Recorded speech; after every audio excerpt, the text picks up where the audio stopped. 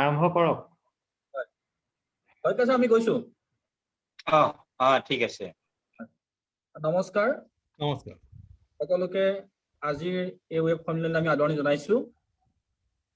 নৃগোষ্ঠীয় অধ্যয়ন আৰু গৱেষণা কেন্দ্ৰৰ উদ্যোগত কৈৱৰ্ত সাহিত্য আৰু সাংস্কৃতিক সভা আজি দ্বিবৰ্ষপতি অনুষ্ঠান লগতে কৈৱৰ্ত সম্প্ৰদায়ৰ পৰিচয় সকলোৱে নমস্য আই সত্ৰীয়া অধিকাৰ দিৱস এই দুইটা অনুষ্ঠানৰ লগত সংগতি ৰাখি আজি আমি কৈৱৰ্ত সাহিত্য আৰু সাংস্কৃতিক সভাৰ এই দ্বিবৰ্ষপতি উপলক্ষে আই সত্ৰীয়া অধিকাৰ কৰি এটি বক্তৃতা অনুষ্ঠানৰ আয়োজন কৰিছো। ইতিমধ্যে আজি পুৱা ভাগত কৈৱৰ্ত সাহিত্য আৰু সাংস্কৃতিক সভাৰ দ্বিবৰ্ষপতি উপলক্ষে অনুষ্টুপীয়াকৈ এই কোভিড মহামাৰীৰ সময়ছোৱাত আমাৰ ধেমাজি জিলাৰ চিলাপথাৰত অনুষ্টুপীয়াকৈ আমাৰ প্ৰতিষ্ঠা দিৱসৰ কিছু কাৰ্যসূচী ইতিমধ্যে ৰূপায়িত হৈছে। লগতে আমাৰ এই প্ৰতিষ্ঠা দিৱসৰ সংগতি ৰাখি এখন মেগাজিন ৰাধিকাৰ দ্বিতীয় সংখ্যাটো আজি পুৱাৰ ভাগত আনুষ্ঠানিকভাৱে উন্মোচন কৰা হৈছে। আমি বিশেষ সময় খৰচ নকৰি আমি পোনে পোনে কাৰ্যসূচীৰ মাজত যাব বিচাৰিছো। আজিৰ এই ৱেব সন্মিলনৰ মূল বিষয়টো হৈছে সতীৰাধিকা আৰু সাম্প্ৰতিক সময়া সমাজ ব্যৱস্থা।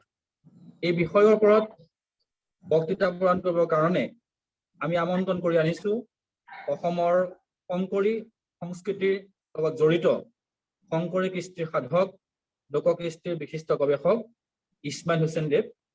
তেখেত আমাৰ মাজত আছে। আমি তেখেতক আজি অনুষ্ঠানলৈ আদৰণি জনাইছো। লগতে আমাৰ মাজত আজি অনুষ্ঠানৰ উদ্বোধক হিচাপে আমি আমন্ত্ৰণ কৰি আনিছো গুৱাহাটীৰ প্ৰাগজ্যোতিষ মহাবিদ্যালয়ৰ অৱসৰপ্ৰাপ্ত অধ্যক্ষ তথা মহাপুৰুষ শ্ৰীমন্ত শংকৰদেৱ বিশ্ববিদ্যালয়ৰ প্ৰাধ্যাপক ডক্টৰ দয়ানন্দ পাঠক ছাৰক। তেখেতো আহি আমাৰ মাজত উপস্থিত হৈছে। আমি তেখেতক আদৰণি জনাইছো। আজিৰ এই ৱেব সন্মিলনৰ বিশিষ্ট অতিথি হিচাপে আমাৰ মাজত আছে মৰাণ মহাবিদ্যালয়ৰ প্ৰাক্তন অধ্যক্ষ অসমৰ লোক সংস্কৃতিৰ বিশিষ্ট সাধক গৱেষক নিবন্ধকাৰ অনিল শইকীয়া ছাৰ। আমি ছাৰক আমাৰ মাজলৈ আদৰণি জনাইছো। লগতে আমি আদৰণি জনাইছো আমাৰ কৈৱৰ্ত সাহিত্য সাংস্কৃতিক সভাৰ সভাপতি সম্পাদকে মুখ্য কৰি সমূহ কৰ্মকৰ্তা আৰু অংশগ্ৰহণকাৰীসকল। আৰু বিশেষভাৱে আমি আদৰিছো আজিৰ এই ৱেব সন্মিলনখন আয়োজন কৰাত বিশেষভাৱে আমাক কাৰিকৰী ক্ষেত্ৰত সহায় কৰা ডিব্ৰুগড় মনোহৰি দেৱী কানৈ মহাবিদ্যালয়ৰ ৰাজনীতি বিজ্ঞান বিভাগৰ সহকাৰী অধ্যাপক ডক্টৰ যোগেশ দাস। আমি পোনে পোনে আদৰণি ভাষণৰ কাৰ্যসূচীলৈ আগবাঢ়িব বিচাৰিছো। আমি আদৰণি ভাষণ প্ৰদান কৰিবৰ কাৰণে আমন্ত্ৰণ জনাইছিলো কৈৱৰ্ত সাহিত্য আৰু সাংস্কৃতিক সভাৰ সন্মানীয় সভাপতি উত্তম দাসদেৱক, কিন্তু তেখেতে কিছু কাৰিকৰী অসুবিধাৰ বাবে আজিৰ এই সভাত তেওঁ আদৰণি ভাষণ প্ৰদান কৰিব নোৱাৰিব। তেখেতে ফোনযোগে আমাক শুভেচ্ছা জনাইছে। আমি এই আপাহতে তেখেতলৈ কৃতজ্ঞতা জ্ঞাপন কৰিছো। আৰু এই আপাহতে আমি আদৰণি ভাষণ প্ৰদান কৰিবৰ কাৰণে কৈৱৰ্ত সাহিত্য আৰু সাংস্কৃতিক সভাৰ উপসভাপতি হেমন্ত দাসদেৱক মই অনুৰোধ জনাইছো।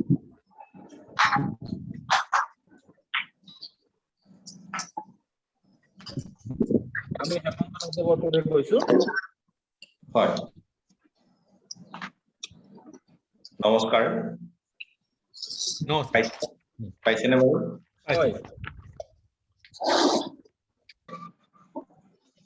হেমন্ত কুমাৰ দাস। জয় জয়তে আপোনালোক সদৌতিলৈ মই মোৰ আন্তৰিক ভক্তিপূৰ্ণ সেৱা নিবেদন কৰিছো।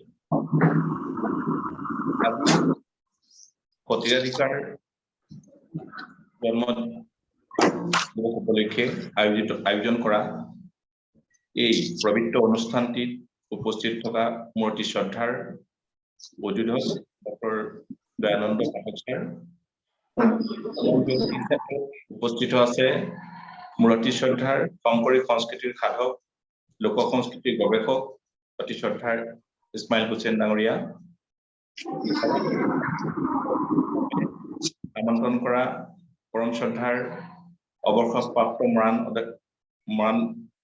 মৰাণৰ অধ্যক্ষ ডক্টৰ অনিল কুমাৰ শইকীয়া ডাঙৰীয়া ছাৰ, অতি শ্ৰদ্ধাৰ সমন্বয়ক ডক্টৰ দীপেন দাস দেৱ, সহকাৰী সমন্বয়ক জিতুল দাস দেৱ, কাৰিকৰী সমন্বয়ক ডক্টৰ যোগেন দাস দেৱ, আপোনালোক লগতে কৈৱৰ্ত সাহিত্য আৰু সংস্কৃতি সভা বিভাগীয় কৰ্মকৰ্তালৈ মই মোৰ আন্তৰিক ধন্যবাদ আৰু ভক্তিপূৰ্ণ সেৱা নিবেদন কৰিছো। আজি পবিত্ৰ ক্ষণত আপোনালোকে উপস্থিত থাকি এই পবিত্ৰ কাৰ্যভাগী কৰিবৰ বাবে আপোনালোকে আমাক সময় দিয়াৰ বাবে আমি কৈবত্ৰ সাহিত্য সংস্কৃতি সভাৰ তৰফৰ পৰা আপোনালোকলৈ পুনৰ ধন্যবাদ জ্ঞাপন কৰিছো।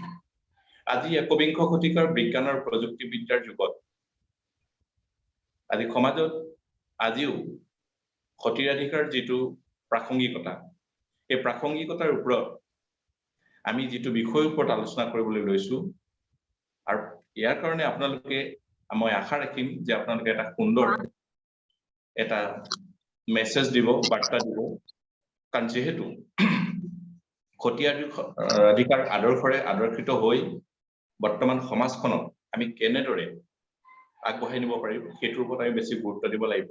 আজিৰ পৰা প্ৰায় 600 বছৰ আগতেই অসমৰ নৱবৈষ্ণৱ ধৰ্মৰ প্ৰৱৰ্তক কৃপালু শংকৰ গুৰুজনাই তেখেতৰ তোলা চালনীত ধৰা পৰাই যোৱা সৃষ্টি কৰা এই মহান সতীৰাধিকাৰ দৰ্শন জীৱন আৰু দৰ্শনৰ ওপৰত আজি আমি আলোচনা কৰিব আপোনালোকে।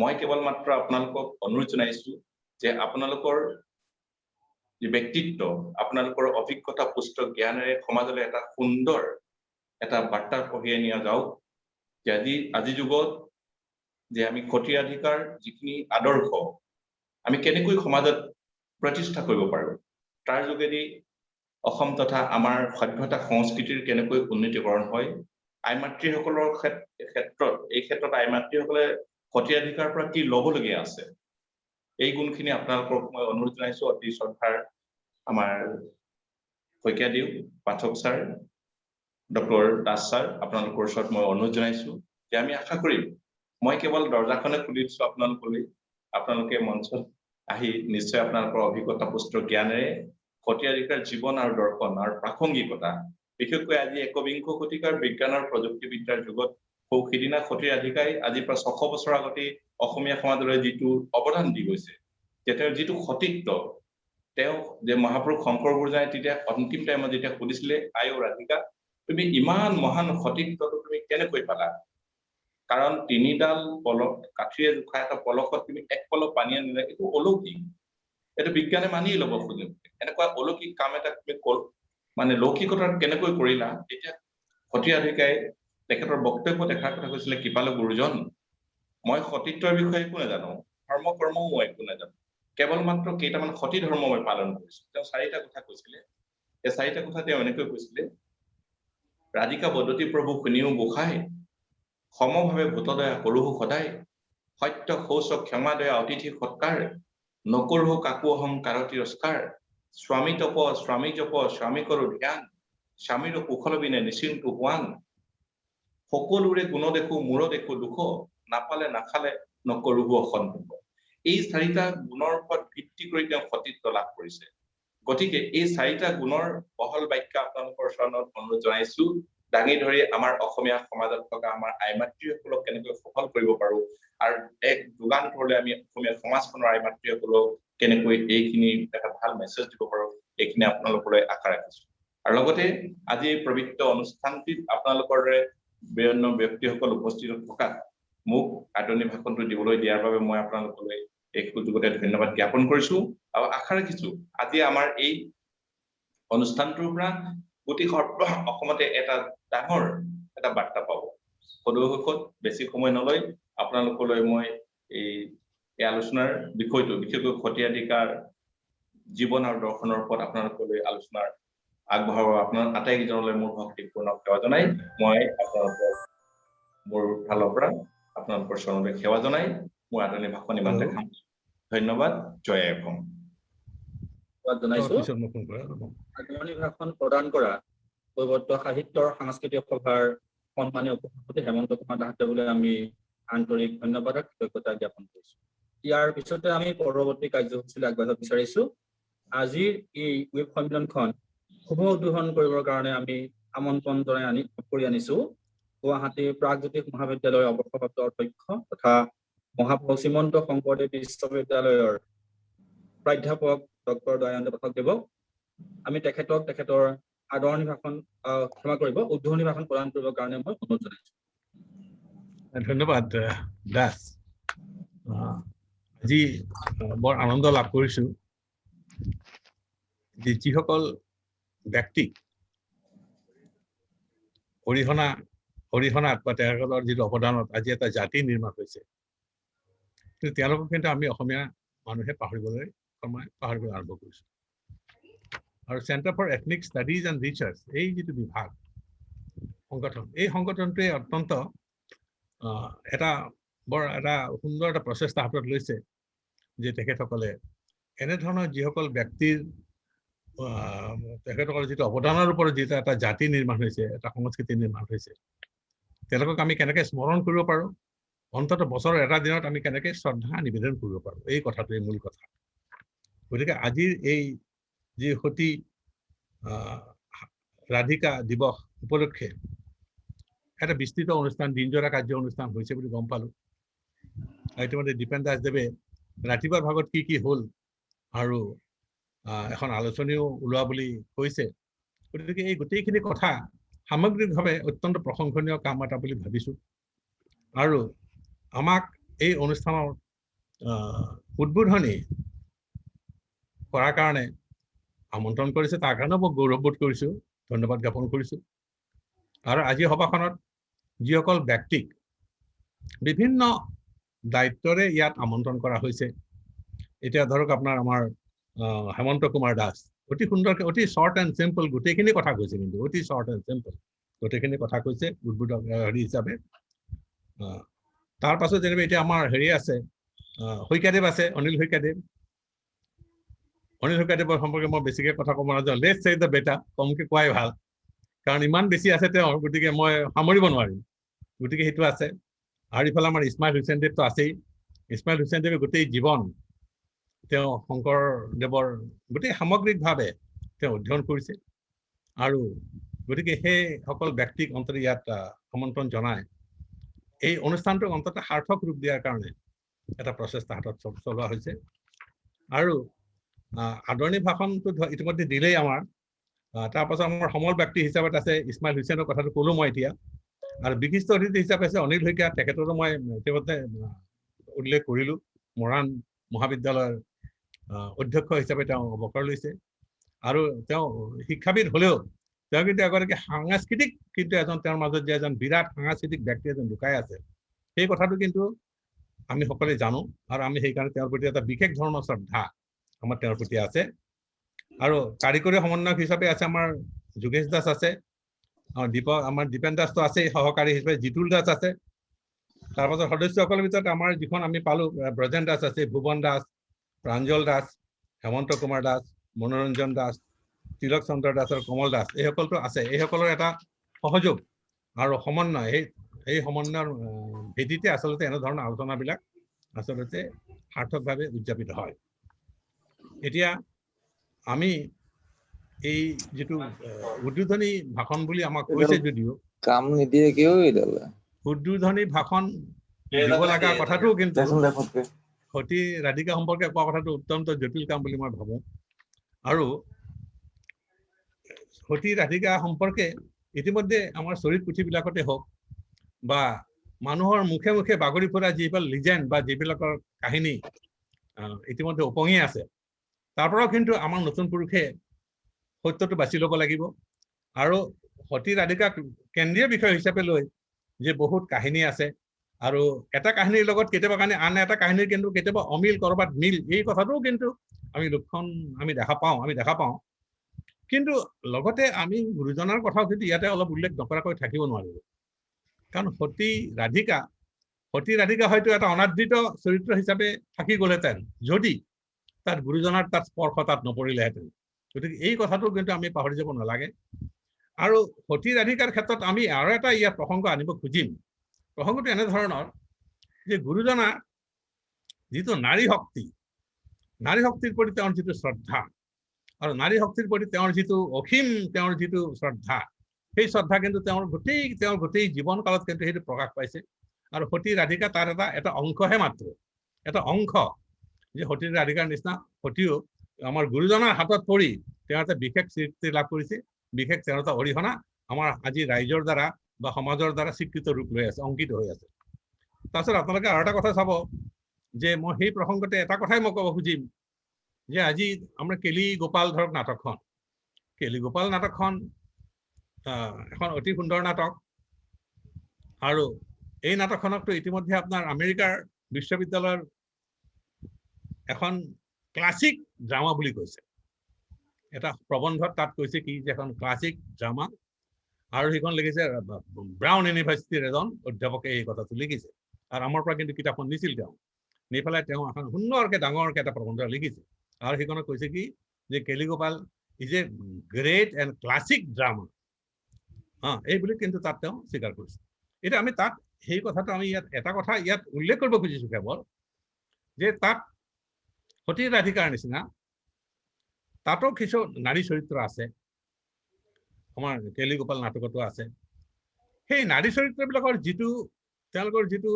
ঐশ্বৰিক বা তেওঁলোকৰ যিটো স্পিৰিচুৱেল যিটো হাইটত তেওঁলোক আছে সেই হাইটত কিন্তু পুৰুষ চৰিত্ৰবিলাকে যাব পৰা নাই এই কথাটো কিন্তু গুৰুজনাই অতি সুন্দৰকৈ তাত কিন্তু প্ৰজেকশ্যন এটা দিছে খুব ভালকৈ এটা তাত দেখুৱাইছে ধৰক মই এটা সৰু উদাহৰণ তাত আমি দিব পাৰোঁ যে যেতিয়া কৃষ্ণই বাঁহী বজায় নাৰী শক্তিয়ে শুনে কিন্তু পুৰুষবিলাকে নুশুনে কেলে এই কথাটো তাত পুৰুষবিলাকে শুনাৰ কোনো ৰেফাৰেঞ্চ পাইছেনে আমি ক'ৰবাত পুৰুষবিলাকে যেতিয়া গুৰুজন মানে শ্ৰীকৃষ্ণই যেতিয়া বাঁহী বজালে সেই বাঁহীৰ সুৰ নাৰী শক্তিয়ে শুনে আৰু সেই সুৰ শুনাৰ লগে লগে নাৰী শক্তি কিন্তু উন্মত্ত হৈ যায় এটা স্পিৰিচুৱেল পাৱাৰে তেওঁলোকক এটা ঊৰ্ধ্বমুখী গতিলৈ তেওঁলোকক লৈ যায় কিন্তু পুৰুষবিলাকত কোনো কাম নকৰে পুৰুষবিলাকে সেই ক্ষেত্ৰত কিন্তু একদম তেওঁলোকে একদম ইনএক্টিভ হৈ বহি থাকে তাৰমানে সেই যিটো পাৱাৰ সেই পাৱাৰে তেওঁলোকৰ ওপৰত কোনো কাম কৰা নাই এই কথাটো কিন্তু গুৰুজনাই দেখুৱাইছে আৰু সেইটো সেই যিবিলাক আপোনাৰ নাৰী শক্তি তাৰ মাজৰে এজন কিন্তু আমাৰ এগৰাকী হ'ল আপোনাৰ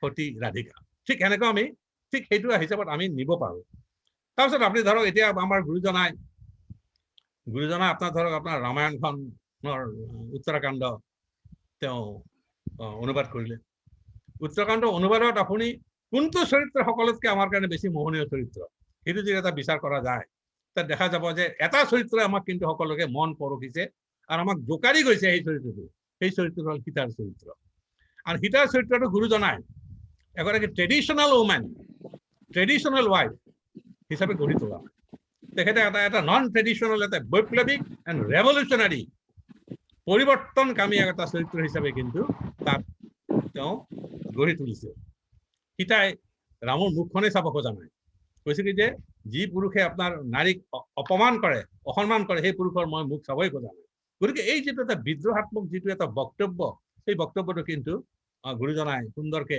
আপোনাৰ সীতাৰ মুখত খুৱাইছে আনকি এই কথাখিনি বাল্মীকিয়েও কোৱা নাই বাল্মীকিয়ে সীতাৰ কিন্তু সেই চৰিত্ৰ সেই ধৰণৰ অংকন কৰা নাই গুৰুজনাই সেইটো অংকন কৰিছে গতিকে এই তিনিটা চৰিত্ৰ যে আমাৰ যিসকল আপোনাৰ গোপিনীসকলৰ যিটো চৰিত্ৰ গোপিনীসকলৰ চৰিত্ৰৰ পিছতে আপোনাৰ ধৰক ৰাধিকাৰ যিটো চৰিত্ৰ আৰু ইফালে আপোনাৰ আমাৰ ধৰক আপোনাৰ সীতাৰ যিটো চৰিত্ৰ এই তিনিটা চৰিত্ৰৰ গুৰুজনে কেনেকৈ আপোনাৰ হেণ্ডেল কৰিছে তাতে এটা কথা বুজা যায় যে গুৰুজনাৰ যিটো নাৰী শক্তিৰ প্ৰতি তেওঁৰ যিটো অসীম শ্ৰদ্ধা আৰু নাৰীৰ মাজত যে এটা ডাঙৰ শক্তি লুকাই আছে আৰু তেওঁলোকৰ মাজত যে আচল স্পিৰিচুৱেল পাৱাৰটো যিটো স্পিৰিচুৱেল পাৱাৰ গুৰুজনাই বিচাৰিছিল সেইটো তেওঁলোকৰ মাজতে তেওঁলোকে পাইছে সেইবুলি কিন্তু এটা আলোচনা আমি আগবঢ়াই নিব ডেফিনেটলি পাৰোঁ গৱেষণাৰ দৃষ্টিৰে গতিকে আমি ভাবোঁ যে এই আলোচনাত আৰু অতি কিছু ফেকচুৱেল কিছু ডিটেইলছ হয়তো আমাৰ ইছমাইল হুছেইনে অতি সুন্দৰকৈ দিব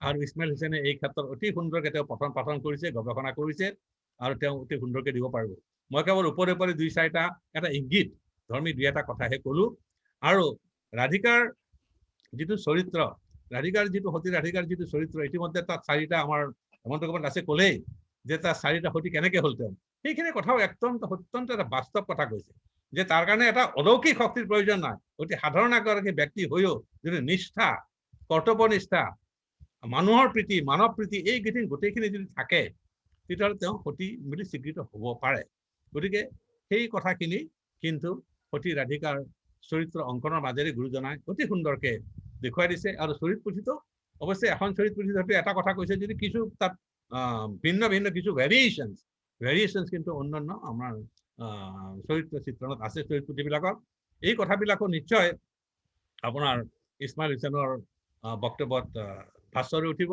কিন্তু এইটোও ঠিক যে আজি 600 বছৰ আগৰ যিটো ঘটনা সেই ঘটনাত কিছু পৰিৱৰ্তনটো হ'বই আজি যদি মই কিবা লিখো তেতিয়া মোৰ মাজত কিছু পৰিৱৰ্তন হ'ব কাৰণ দৃষ্টিভংগীৰ পৰিৱৰ্তন হৈ আছে আৰু তাত এটা কথা কৈছো কি যিটো হিষ্ট্ৰীত এটা কথাই সকলোতকৈ ডাঙৰ কথা যে সেইটো হ'ল যিটো ইণ্টাৰপ্ৰিটেশ্যন আমি কেনেকৈ তাক ৰিইণ্টাৰপ্ৰিট কৰিছো কেনেকৈ তাক আপোনাৰ ৰিএছেছ কৰিছো তাক আমি ঘটনাৰ লগত কেনেকৈ ৰিবেলেন্সিং কৰিছো এইটোৱে কিন্তু আচলতে ঐতিহাসিক কথা আৰু ইয়াৰ ওপৰতে কিন্তু ইতিহাসৰ গুৰুত্বটো নিৰ্ভৰ কৰে আৰু গুৰুজনাৰ ওপৰত গুৰুজনাটো এতিয়া এটা গুৰুজনাৰ সম্পৰ্কে আমি কি কম গুৰুজনাৰ সম্পৰ্কে ক'ব পৰা শক্তিটো আমাৰ নাই আৰু গুৰুজনাৰ সম্পৰ্কে ক'ব লাগিলে বহুত কথা ক'ব লগা হয় আৰু যদি শংকৰ গুৰু নাথাকিলেহেঁতেন হয়তো ৰাধিকা সতীৰো হয়তো স্বীকৃতি কিমান পালেহেঁতেন এই কথাটো কিন্তু আমাৰ কাৰণে এটা বিবেচনীয় কথা হয় যি কি নহওক এই সংগঠনটোৱে centre for ethnic studies and research they have done fantastically well খুব সুন্দৰকৈ কাম কৰিছে আৰু মই ভাবোঁ ইয়াৰ আগতেও দুই আঢ়ৈখন আমাৰ এনেকুৱা আলোচনা চক্ৰত আমি অংশগ্ৰহণ কৰাৰ সুবিধা পাইছিলোঁ আৰু দীপেন দাসে যেতিয়া এটা অনুৰোধ কৰে এইটো হেৰি কৰা পেলাই আমাৰ অসুবিধাই হৈ যায় যে আপোনাৰ কাৰণ তেওঁ অত্যন্ত চিনচিয়াৰলি কথাখিনি কয় আৰু চিনচিয়াৰলি কথা কোৱা কথাখিনি আমি বুজি পাওঁ গতিকে সেই চিনচিয়াৰিটিৰ প্ৰতিও কিন্তু আমাৰ প্ৰয়োজন আছে দীপেন দাসৰ নিচিনা ব্যক্তি আৰু এই অনুষ্ঠান চেণ্টাৰ ফৰ এথনিক ষ্টাডিজত যিসকলে গুৰি ধৰিছে সেইসকল ব্যক্তিৰ দ্বাৰা বহুত কেজি সত্য উদ্ঘাটন হ'ব এই কথাও ঠিক আৰু আমাৰ সাংস্কৃতিক জগতখনত যে জীপাল হৈ থাকিব এই কথাও ঠিক আৰু গুৰুজনাৰ প্ৰতিও ইয়াৰ দ্বাৰা কিন্তু শ্ৰদ্ধা নিবেদন এটা হ'ব এই কথাটোও ঠিক গতিকে মই বৰ বেছিকৈ কথা ক'বলৈ নাযাওঁ এইখিনিকে কৈ মই গোটেই বিষয়টো আৰু ফহিয়াই বিতংভাৱে আলোচনা কৰিবলৈ ইছমাইল হুছেইন আমাৰ আছে গতিকে তেখেতে যিমানখিনি গুৰুজনা অধ্যয়ন কৰিছে মই কিন্তু সিমানখিনি অধ্যয়ন কৰাৰ সুবিধা পোৱা নাই এই কথাটো মই ৰাজহুৱাভাৱে স্বীকাৰ কৰোঁ আৰু আমি গুৰুজনা সম্পৰ্কে যি লেখা মেলা কৰিছোঁ সেই সাধাৰণ এগৰাকী ব্যক্তিয়ে গুৰুজনা সম্পৰ্কে যি দেখিছে যি শুনিছে সেই কথাখিনিৰ ওপৰতহে আমি কিন্তু গৱেষণাটো এটা সাংঘাতিক এটা বেলেগ বস্তু গৱেষণা বহুত ওপৰৰ বস্তু আৰু এই কথাখিনি কিন্তু ইছমাইল হুছেইনৰ কথাত পাব আৰু ইছমাইল হুছেইন সেই কথাখিনিত আছে গতিকে আজিৰ এই যে আলোচনা চক্ৰ সতী ৰাধিকা কেন্দ্ৰিক এই যিটো আলোচনা চক্ৰ এই আলোচনা চক্ৰ এইখিনি সামান্য কথাৰে মই উদ্বোধন কৰিলোঁ উদ্বোধন কৰা বুলি ক'লোঁ আৰু লগতে মই নিজে অত্যন্ত গৌৰৱবোধ কৰিলোঁ যে এটা অনুষ্ঠানক অন্তত আমাকো পাহৰণিৰ বুকুত পেলাই দিয়া নাই আমাক অন্তত স্মৰণ কৰিছে বা যোগদান কৰাৰ সুবিধা এটা দিছে আৰু অনিল শইকীয়াদেৱতো আছে আৰু তেখেতেও কিন্তু অত্যন্ত অধ্যয়নশীল ব্যক্তি তেখেত যদিও একাডেমিক পাৰ্চন কিন্তু অনিল শইকীয়াৰ নিচিনা একাডেমিক পাৰ্চন কিন্তু আজিকালি নাই এইটো কথা ঠিক আজিকালি একাডেমিক পাৰ্চনবিলাকে কেৱল চাকৰি কৰিছে সেইটোতে তেওঁলোক ব্যস্ত কিন্তু চাকৰিৰ মাজতো যে এটা ছ'চিয়েল ৰেছপনচিবিলিটি আছে এটা ছ'চিয়েল কমিটমেণ্ট আছে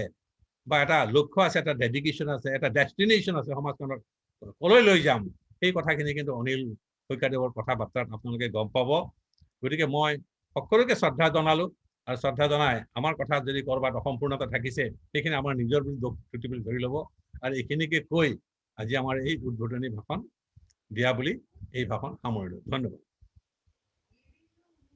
আমি পাঠক ছাৰলৈ আন্তৰিক ধন্যবাদ কৃতজ্ঞতা জ্ঞাপন কৰিছোঁ ছাৰে অতি কম সময়ৰ ভিতৰত তেখেতৰ উদ্বোধনী ভাষণত আজিৰ এই আলোচ্য বিষয়টোৰ যে গৱেষণাৰ এক স্থল আছে এই বিষয়টোৰ যে এটা সামাজিক তাৎপৰ্য আছে গুৰুত্ব আছে সেই বিষয়ে আপুনি আলোকপাত কৰিছে অত্যন্ত ব্যস্ততাৰ মাজত থাকিও আপুনি আমাক এইখিনি সময় দি আমাক উৎসাহিত কৰিলে আমি আপোনাৰ ওচৰত কৃতজ্ঞতা জ্ঞাপন কৰিছোঁ আৰু আগন্তুক দিনবিলাকতো আমাৰ এনেধৰণৰ আলোচনা সভা সমিতিবিলাকত আপোনাৰ উপস্থিতি আমি একান্তৰে কামনা কৰিছোঁ আমি পৰৱৰ্তী কাৰ্যসূচী যাব বিচাৰিছোঁ আমাৰ আজি এই সন্মিলনত নিৰ্দিষ্ট বক্তা হিচাপে আমি ইতিমধ্যে কৈছোঁ আমন্ত্ৰণ কৰি আনিছোঁ শংকৰদেৱ কৃষ্টি গৱেষক ইছমাইল হুছেইন দেৱক তেখেতৰ সমল ব্যক্তি ভাষণলৈ যোৱাৰ প্ৰাক মুহূৰ্তত আজিৰ বিশিষ্ট অতিথি হিচাপে উপস্থিত থকা আমাৰ শ্ৰদ্ধাৰ অনিল শইকীয়া ছাৰক চমুকৈ দুআষাৰ ক'বলৈ মই অনুৰোধ জনাইছোঁ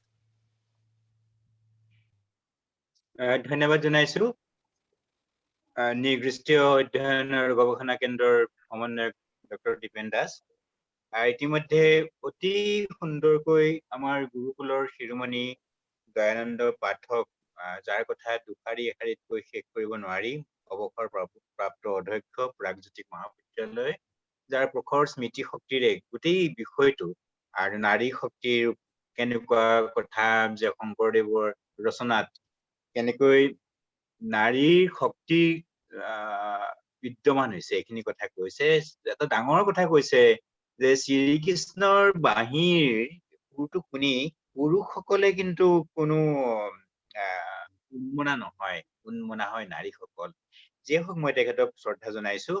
ইতিমধ্যে হেমন্ত কুমাৰ দাস উপসভাপতি বৈষ্ণৱ সাহিত্য আৰু সাংস্কৃতিক সভাৰ তেখেতে সুন্দৰকে উদ্বোধন কৰিছে। আমাৰ অতি শ্ৰদ্ধাৰ ইছমাইল হুছেইন ডাঙৰীয়া আছে, বিশিষ্ট সাহিত্যিক, বিহু সংস্কৃতি, বৈষ্ণৱ সংস্কৃতি বুলিয়ে নহয়, তেখেতক য'তেই দিয়া হওক, অসমীয়া কবিতা হওক, আধুনিক কবিতা হওক, চুটিগল্প হওক, উপন্যাস হওক, ইছমাইল হুছেইন এজন অগাধ অধ্যয়নশীল ব্যক্তি, তেখেতক শ্ৰদ্ধা জনাইছো।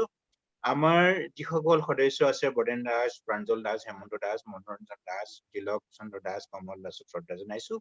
আৰু গোটেই এই অনুষ্ঠানটো আমাৰ কাৰিকৰী সমন্বয়ক হিচাপে যোগেশ দাস আছে, শ্ৰদ্ধা জনাইছো।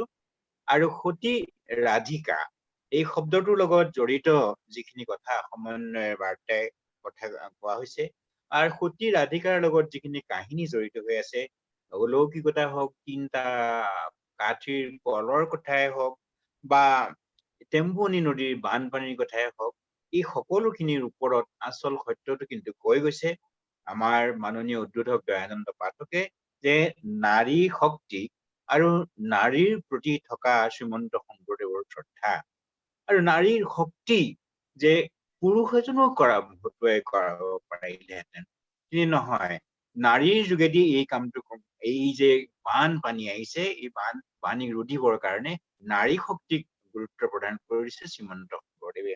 এটি গীত আছে, ৰাধিকা শান্তিৰ গীত। এই গীতটো সন্নিৱিষ্ট কৰিছে অসমৰ কাহিনী গীতত। ভৱপ্ৰসাদ চলিহাই সম্পাদনা কৰিছে, অসম প্ৰকাশন পৰিষদ এই গ্ৰন্থখন উলিয়াইছে। মই গীতটোৰ চুটি এটা গীত দুষাৰিমান আপোনাৰ খবৰ আগত গাই শুনাব খুজিছো। বৈকুণ্ঠৰ পুৰী হৰি তুমি শ্ৰী হৰি, উদ্ধাৰিলা সতী নাৰী, শংকৰ ৰূপ ধৰি, কৈৱতৰ ঘৰে জন্মি ৰাধিকা সুন্দৰী, হীন কুলে ভক্তি ভাবে ধৰ্ম আশা ধৰি, গুৰু সেৱা কৰি ৰাধে হাতে পলহ লৈলা। হাতত পলহ লৈ ওলাই গৈছে। প্ৰথমবাৰ পানী আনোতে 3 আঙুল পানী কমিছে, 4 আঙুল পানী কন্যা কেনে ঘাটি হইলা, পানী জোঁৱাইৰ মুখ দেখি মোৰ পাপ হইলা, দুনাই আনিলা পানী জগতে দেখিলা, সাংক আনি জান বান্ধি ধৰ্ম প্ৰচাৰিলা, সতী ৰাধিকাৰ নাম জগতে ৰাখিলা। সতী ৰাধিকাৰ নাম জগতত ৰাখিলে। ইতিমধ্যে হেমন্ত কুমাৰ দাসে কৈ গৈছে যে সতী গুৰু চৰিত্ৰত থকা সেই মহান বাৰ্তা কেইটা, যি বাৰ্তাত আছে যে তেওঁ কি কৰে, যে সত্য, শৌচ, ক্ষমা, দয়া আৰু অতিথিৰ প্ৰতি পৰম শ্ৰদ্ধা, আৰু সকলো মানুহক তেওঁ গুণটোহে দেখিছিল। যে এই যি মহান কথাখিনি সতী ৰাধিকাই কৈ গৈছিল, যিখিনি আমি গুৰু চৰিত্ৰত পাওঁ, যি সেই বাৰ্তা, সেই সমন্বয়ৰ বাৰ্তা, সেই মহান হৃদয়ৰ বাৰ্তা, সেই মানৱীয় প্ৰমূল্যবোধৰ বাৰ্তা, সেই জীৱনবোধৰ বাৰ্তা আজিৰ সাম্প্ৰতিক সময়খিনিত বৰ প্ৰয়োজন হৈছে। এইখিনি কথা অতি সুন্দৰভাৱে গৱেষণালব্ধভাৱে আমাৰ আগত কব আমাৰ বিশিষ্ট বন্ধু ইছমাইল হুছেইন ডাঙৰীয়াই। আমি এইখিনি কথা কৈয়ে আমি সামৰি মাৰিছো। ধন্যবাদ। সকলোলৈকে শ্ৰদ্ধা জনাইছো। আমি শইকীয়া ছাৰলৈ আন্তৰিক ধন্যবাদ আৰু কৃতজ্ঞতা জ্ঞাপন কৰিছো। লগতে আপোনাৰ পৰা আজিৰ এই সুন্দৰ অনুষ্ঠানটোৰ সুযোগতে এটি আমাৰ গীতৰ কলিও আমি শুনিলো। তাৰ বাবে আমি আপোনাৰ ওচৰত পুনৰবাৰ শ্ৰদ্ধা আৰু সেৱা জনাইছো। ইয়াৰ পিছতে আমি আজিৰ অনুষ্ঠানৰ মূল কাৰ্যসূচী সমল ব্যক্তিৰ ভাষণৰ কাৰ্যসূচীলৈকে আমি আগবাঢ়িছো। ইতিমধ্যে আমি সকলোৱে গমেই পাইছো যে আজিৰ আমাৰ এই ৱেব সন্মিলনখনত সমল ব্যক্তি হিচাপে অংশগ্ৰহণ কৰিছে অসমৰ এগৰাকী বিশিষ্ট সাহিত্যিক, শংকৰী কৃষ্টিৰ সাধক, লোককৃষ্টিৰ গৱেষক, জনগোষ্ঠীয় চৰ্চাৰ এগৰাকী সক্ৰিয় লেখক শ্ৰদ্ধাৰ ইছমাইল হুছেইন দেৱ। তেখেতে আহি ইতিমধ্যে আমাৰ এই ৱেবখনত যোগদান কৰিছে। তেখেতে অসমৰ বিভিন্ন জনগোষ্ঠীৰ লগতে ভাষা, সাহিত্য, সংস্কৃতিৰ ক্ষেত্ৰখনলৈ 90খনৰো অধিক গ্ৰন্থ তেখেতে আমালৈ আগবঢ়াইছে। আমি আজিৰ অনুষ্ঠানত তেখেতক উষ্ণ আদৰণি জনাইছো। লগতে হুছেইন দেৱক তেখেতৰ সমল ব্যক্তি ভাষণ প্ৰদান কৰোঁতে আমি অনুৰোধ জনাইছো। নমস্কাৰ, আটাইলৈ আন্তৰিক শ্ৰদ্ধা জনাইছো। আজি বৰ ভাল লাগিছে। ডক্টৰ দয়ানন্দ পাঠক ছাৰ, ডক্টৰ অনিল শইকীয়াদেৱ, হেমন্ত দাস ডাঙৰীয়া, ডক্টৰ দীপেন দাস সমন্বিতে অনেক গুণী ব্যক্তিক আজিৰ মজিয়াত পাইছো। ৰাতিপুৱা মই টোপনিৰ পৰা উঠিয়েই ফেচবুকৰ মাধ্যমেৰে সতী ৰাধিকা সম্পৰ্কে এটা পোষ্ট দিছো। সতী ৰাধিকালৈ শ্ৰদ্ধাঞ্জলি জনাইছো। ই আলোচনী যিখন প্ৰকাশ পাইছে তাৰো 2-4টা লেখা মই পঢ়িছো। ৰাধিকা নামৰ এই আলোচনীখনত কৈবৰ্ত সমাজ আৰু সতী ৰাধিকা সম্পৰ্কে বিস্তৃত আলোচনা কৰা হৈছে। মই আচলতে ৰাধিকা শান্তি সম্পৰ্কে 2010 চনৰ পৰা গুৰুতৰভাৱে চিন্তা কৰি আছিলো। কিন্তু 2013 চনৰ ডিচেম্বৰ মাহত শোণিতপুৰ জিলাৰ তেজপুৰৰ পৰা 12 কিলোমিটাৰ দূৰৰ গৰৈমাৰীৰ সুখীৰাম দাস শংকৰী সাধক আৰু তেখেতৰ পত্নী লক্ষ্মীমাই দাসে জোৰকৈ ধৰিছিলে যে আপুনি চান্দখাইৰ বিষয়ে কিতাপ কৰিলে, জবন জয়হৰি সম্পৰ্কে, শংকৰদেৱ, মাধৱদেৱ বিভিন্ন প্ৰসংগত আপুনি চৰিত পুথিৰ পৰা তথ্যসমূহ গোটাই গৱেষণামূলক দৃষ্টিভংগীৰে কিছু কাম কৰিছে। সতী ৰাধিকা সম্পৰ্কে কিছু কাম কৰিব লাগে। তাৰপিছত মই পূৰ্বৰ অধ্যয়ন আৰু পৰৱৰ্তী সময়ত 3 মাহৰ পৰ্যবেক্ষণ কৰি লিখিবলৈ আৰম্ভ কৰিলো। আৰু 2014 চনত মোৰ সেই কিতাপখন প্ৰকাশ পাইছে। নন্দন প্ৰকাশে প্ৰকাশ কৰিছে। এইখন শ্ৰীমন্ত শংকৰদেৱ আৰু ৰাধিকা শান্তি। এই কিতাপখনৰ আধাৰতেই মই কথাখিনি কম এই কাৰণেই যে কিতাপখন মই কেইখনমান চৰিত পুথিৰ আধাৰত মই ৰচনা কৰিছো। 2-এটা কথাত 2-এগৰাকী ব্যক্তিৰ মত নিমিলিব পাৰে, কিন্তু মই সম্পূৰ্ণ বিজ্ঞানসন্মত দৃষ্টিৰে যিটোৰ কথা হয়তো ইংগিতেৰে চৰিত পুথিসমূহত উল্লেখ কৰা হৈছে সেই বিষয়ে মই কম। মই পৰ্যবেক্ষণ কৰি দেখিছো সতী ৰাধিকাৰ জন্ম শংকৰদেৱ মহাপুৰুষৰ প্ৰায় 7 বছৰ পিছত। শংকৰদেৱ মহাপুৰুষ 1449 চনত, সতী ৰাধিকা 56 চনত। তেখেতৰ স্বামী পূৰ্ণানন্দ কৈবৰ্ত 5 বছৰ জ্যেষ্ঠ আছিলে। তেখেতৰ জন্ম 1451 চনত। তেনেকুৱা এটা ধাৰণা কৰা হৈছে চৰিত পুথি বা অন্যান্য তথ্যসূত্ৰৰ পৰা বিশ্লেষণ কৰি। যে নহওক, বৰদোৱাৰ সেই পবিত্ৰ স্থানত পূৰ্ণানন্দ ৰাধিকাৰ জন্ম। ৰাধিকাৰ বিয়াৰ সময়ত দিয়া নাম আছিল জয়ন্তী, স্বামীয়ে মতা নাম আছিল তৰাৱতী, সৰুকালৰ নাম আছিল সুমথিৰা। কোনোবাই জয়ন্তী বুলি কৈছে, সুমথিৰা বুলি কৈছে। এইগৰাকী নাৰীয়ে শংকৰদেৱক লগ পোৱাৰ আগত কি কৰিছিলে, কি পৰ্যায়ত আছিলে চৰিত পুথিত বৰ বেছি জনা নাযায়। কিন্তু শংকৰদেৱক লগ পোৱাৰ পিছত তেওঁৰ যি মনোবল, তেওঁৰ যি দৃষ্টিভংগী, এই সম্পৰ্কে চৰিত পুথিত পৰোক্ষ ইংগিত পোৱা যায়। সেইকাৰণে মোৰ আলোচনাত মই ক'ব খোজো যে সতী ৰাধিকা আছিলে ভাৰতবৰ্ষৰ প্ৰথমগৰাকী বান বিশেষজ্ঞা।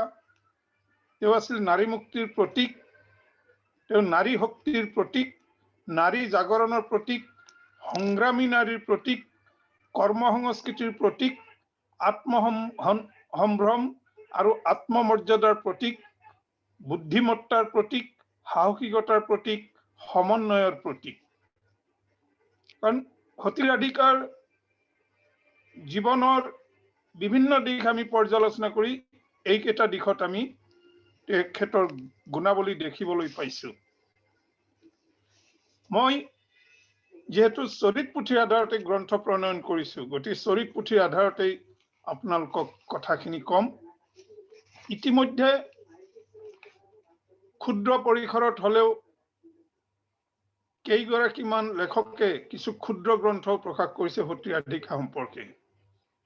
তাত সেইবোৰ পঢ়ি মই দেখিছো বেছিভাগেই ভূমিৰ পৰা ভূমা বা ভূমাৰ পৰা ভূমি এই দৃষ্টিভংগী কামবোৰ কৰিছে। বিজ্ঞানসন্মত বিশ্লেষণ খুব কম। সতী ৰাধিকাক যদি আমি জনসাধাৰণৰ মাজলৈ নিব লাগে আমি বিজ্ঞানসন্মত দৃষ্টিভংগী ল'ব লাগিব।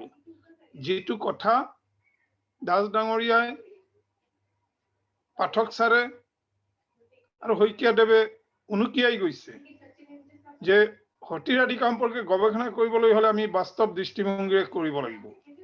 আধ্যাত্মিকতা থাকিব, কিন্তু আধ্যাত্মিকতাৰ মাজত বাস্তৱতা, অলৌকিকতাৰ মাজত লৌকিকতা, এই দিশটোত আমি গুৰুত্ব দিব লাগিব।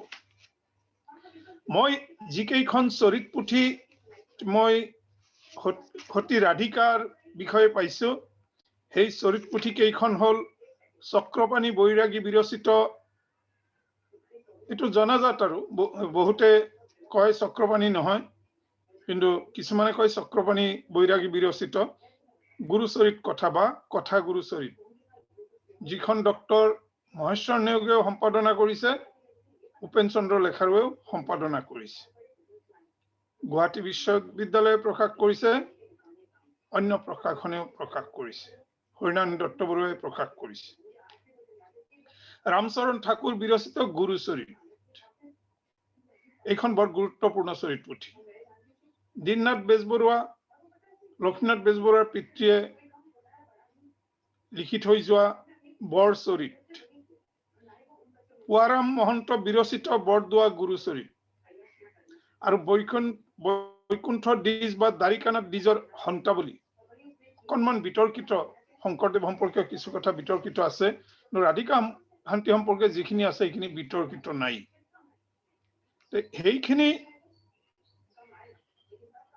এইখিনি গ্ৰন্থ অধ্যয়ন কৰি মই যিকেইটা দিশত ৰাধিকা শান্তিক তুলি ধৰিছো,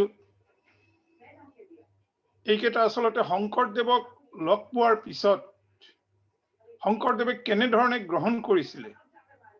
কাৰণ শংকৰদেৱে সতী অভিধা দিয়াৰ পিছত তেওঁৰ গুণাৱলীৰ আধাৰত তেওঁক উচ্চ আসন দিয়াৰ পিছত বহুতেই, বিশেষকৈ জাত্যাভিমানী বৰ্ণবাদী কিছুমানে দুই এখন গ্ৰন্থত লিখিছে যে ব্ৰাহ্মণ আৰু কায়স্থ নাৰীসকলক শংকৰদেৱে অসতী বুলি কৈছে। শংকৰদেৱে কতো ব্ৰাহ্মণ কায়স্থক অসতী বুলি কোৱা নাই, কিন্তু ৰাধিকাক তেওঁৰ কৰ্মৰ আধাৰত সতী বুলি ঘোষণা কৰিছে। শংকৰদেৱে পতিব্ৰতা, সততা আৰু কৰ্ম তৎপৰতা প্ৰমাণৰ বাবে ৰাধিকাক পলৰে পানী আনিবলৈ কৈছিল আৰু এক বিশেষ পদ্ধতিৰে পানী আনি ৰাধিকাই জানত ঢালিছিল।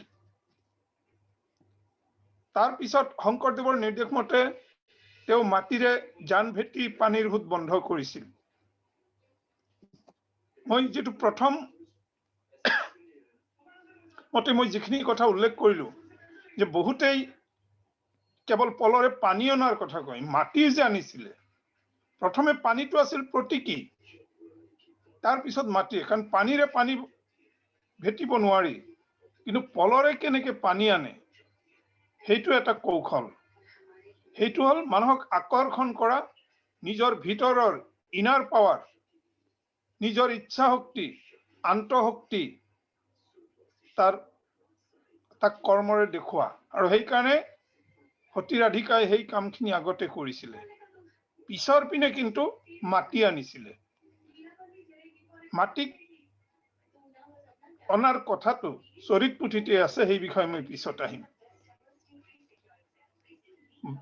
2 নম্বৰ, ব্ৰাহ্মণসকলৰ পত্নীসকলে পলৰে পানী অনাত বিফল হোৱাৰ মূল কাৰণ আছিল তেওঁলোক পানী আৰু নৈৰ সৈতে অভ্যস্ত নাছিল। মই আগতে উল্লেখ কৰিছো, ব্ৰাহ্মণ আৰু কায়স্থসকলক নাৰীসকলক স্বীকৃতি নিদিয়াৰ কাৰণে বহুতে শংকৰদেৱক দোষাৰোপ কৰে, কিন্তু তেওঁলোক পানীৰ লগত অভ্যস্ত নাছিল, নদীৰ লগত অভ্যস্ত নাছিল। সেইকাৰণে নদীৰ গতি কেনেকুৱা তেওঁলোকে জনা নাছিল, সতী ৰাধিকাই জানিছিল। সেইবাবেই সতী বা পতিব্ৰতা হোৱা স্বত্তেও তেওঁলোকে পলৰে পানী অনা কাৰিকৰী কৌশলত বিফল হৈছিল। সেই কৌশল জনা নাছিল তেওঁলোকে। তিনি, কৈবৰ্ত সমাজৰ পুৰুষ মহিলা আটাইয়ে বানপানী আৰু নৈৰ সৈতে অভ্যস্ত আছিল বাবেই ৰাধিকাই টেম্বুৱানী জান ভেটাৰ ক্ষেত্ৰত কৌশল আয়ত্ত কৰিব পাৰিছিল, আৰু সেই কৌশলৰ বলতেই তেওঁ সফল হৈছিল। চৰিত পুথিসমূহত উল্লেখ থকা ঈষৎ অলৌকিকতা প্ৰক্ষিপ্তহে, মই প্ৰকৃত বুলি কৈছো, সেইবোৰ বাস্তৱতা নহয়।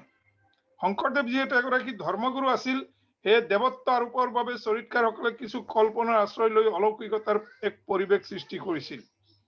সেইখিনি প্ৰক্ষিপ্ত আৰু কৌশলগত আছিল যেন ধাৰণা হয়। বিশেষকৈ বৰদোৱা অঞ্চলত ব্ৰাহ্মণ, ভূঞা কায়স্থ আৰু কৈবৰ্তসকলৰ মাজত দীৰ্ঘদিন ধৰি চলি থকা জাত পাতৰ বিভাজন নাইকিয়া কৰিবলৈ শংকৰদেৱে ৰাধিকাক পলৰে পানী আনিবলৈ অগ্ৰাধিকাৰ দিছিল, আৰু তেওঁৰ সফলতাত আনন্দ প্ৰকাশ কৰিছিল।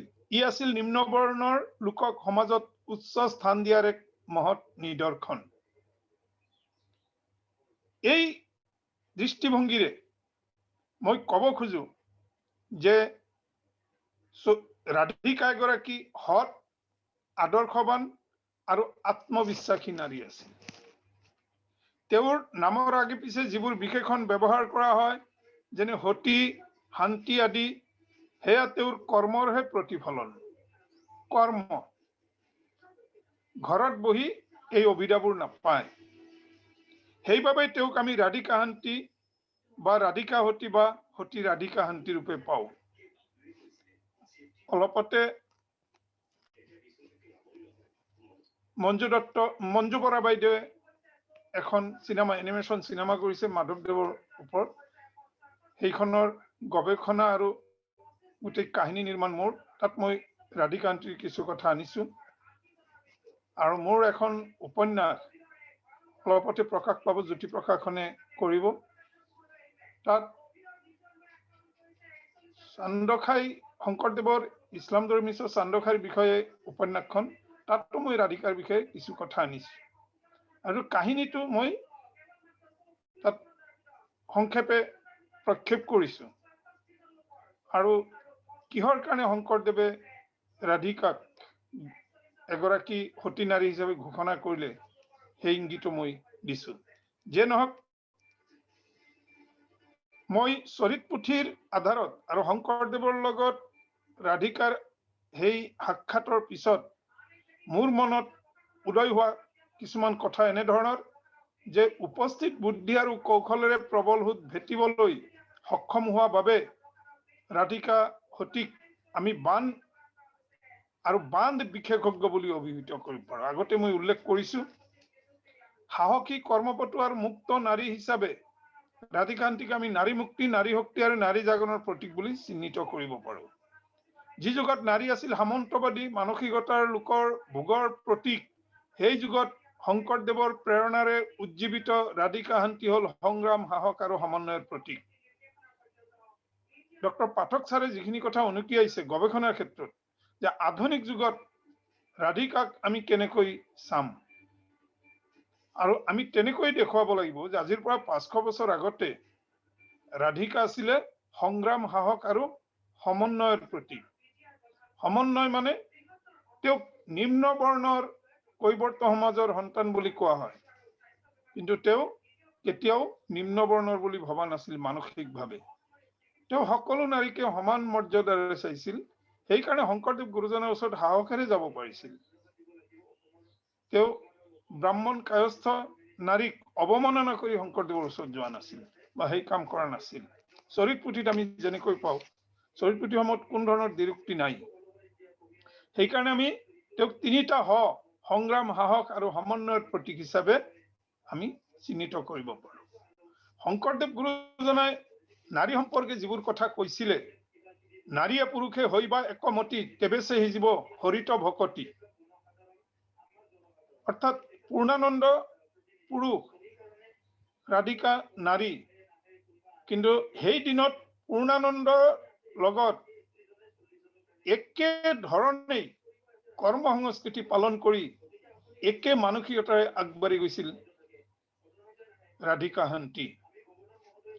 কাক বুলি হৰি কথা, হৰি কীৰ্তন কিবা, যিটো ভাৱে একোকে নাজানে, স্ত্ৰী শূদ্ৰ অন্তজাতি, তাকো শিক্ষা দিবা মাতি, ধৰিবে সি হবে অহুপ্ৰাণে। ৰাধিকাৰ জীৱনৰ লগত মিলি গৈছে ভাগৱতৰ 10ম স্কন্ধত গুৰুজনাই কোৱা এই কথা। স্ত্ৰী শূদ্ৰক কৰৈ যেবে আমাতো ভকতি, তাহাতো কহিবা এইটো জ্ঞান মহামতি। সেইকাৰণে কৈৱৰ্ত সমাজৰ নাৰীক শংকৰদেৱে গ্ৰহণ কৰিছিলে। শ্ৰী বাল্য বৃদ্ধ সমস্তৰে অধিকাৰ, চণ্ডালকো কৰে নামে তেখনে উদ্ধাৰ। শংকৰদেৱে সেইকাৰণে কৈৱৰ্তসকলক ব্ৰাহ্মণ কায়স্থ নাৰীৰ লগত একে শাৰীত স্থান দিছিলে। এতিয়া মই আহিব খুজিছো চৰিত পুথিসমূহত কেনেকৈ তুলি ধৰা হৈছে ৰাধিকাহান্তিক। আমি যদি ৰামচৰণ ঠাকুৰৰ চৰিত পুথি আমি চাওঁ, আমি দেখিম কাহিনীৰ আৰম্ভণি তেওঁ টেম্বুৱানী যান কেনেকৈ শস্য নষ্ট কৰে,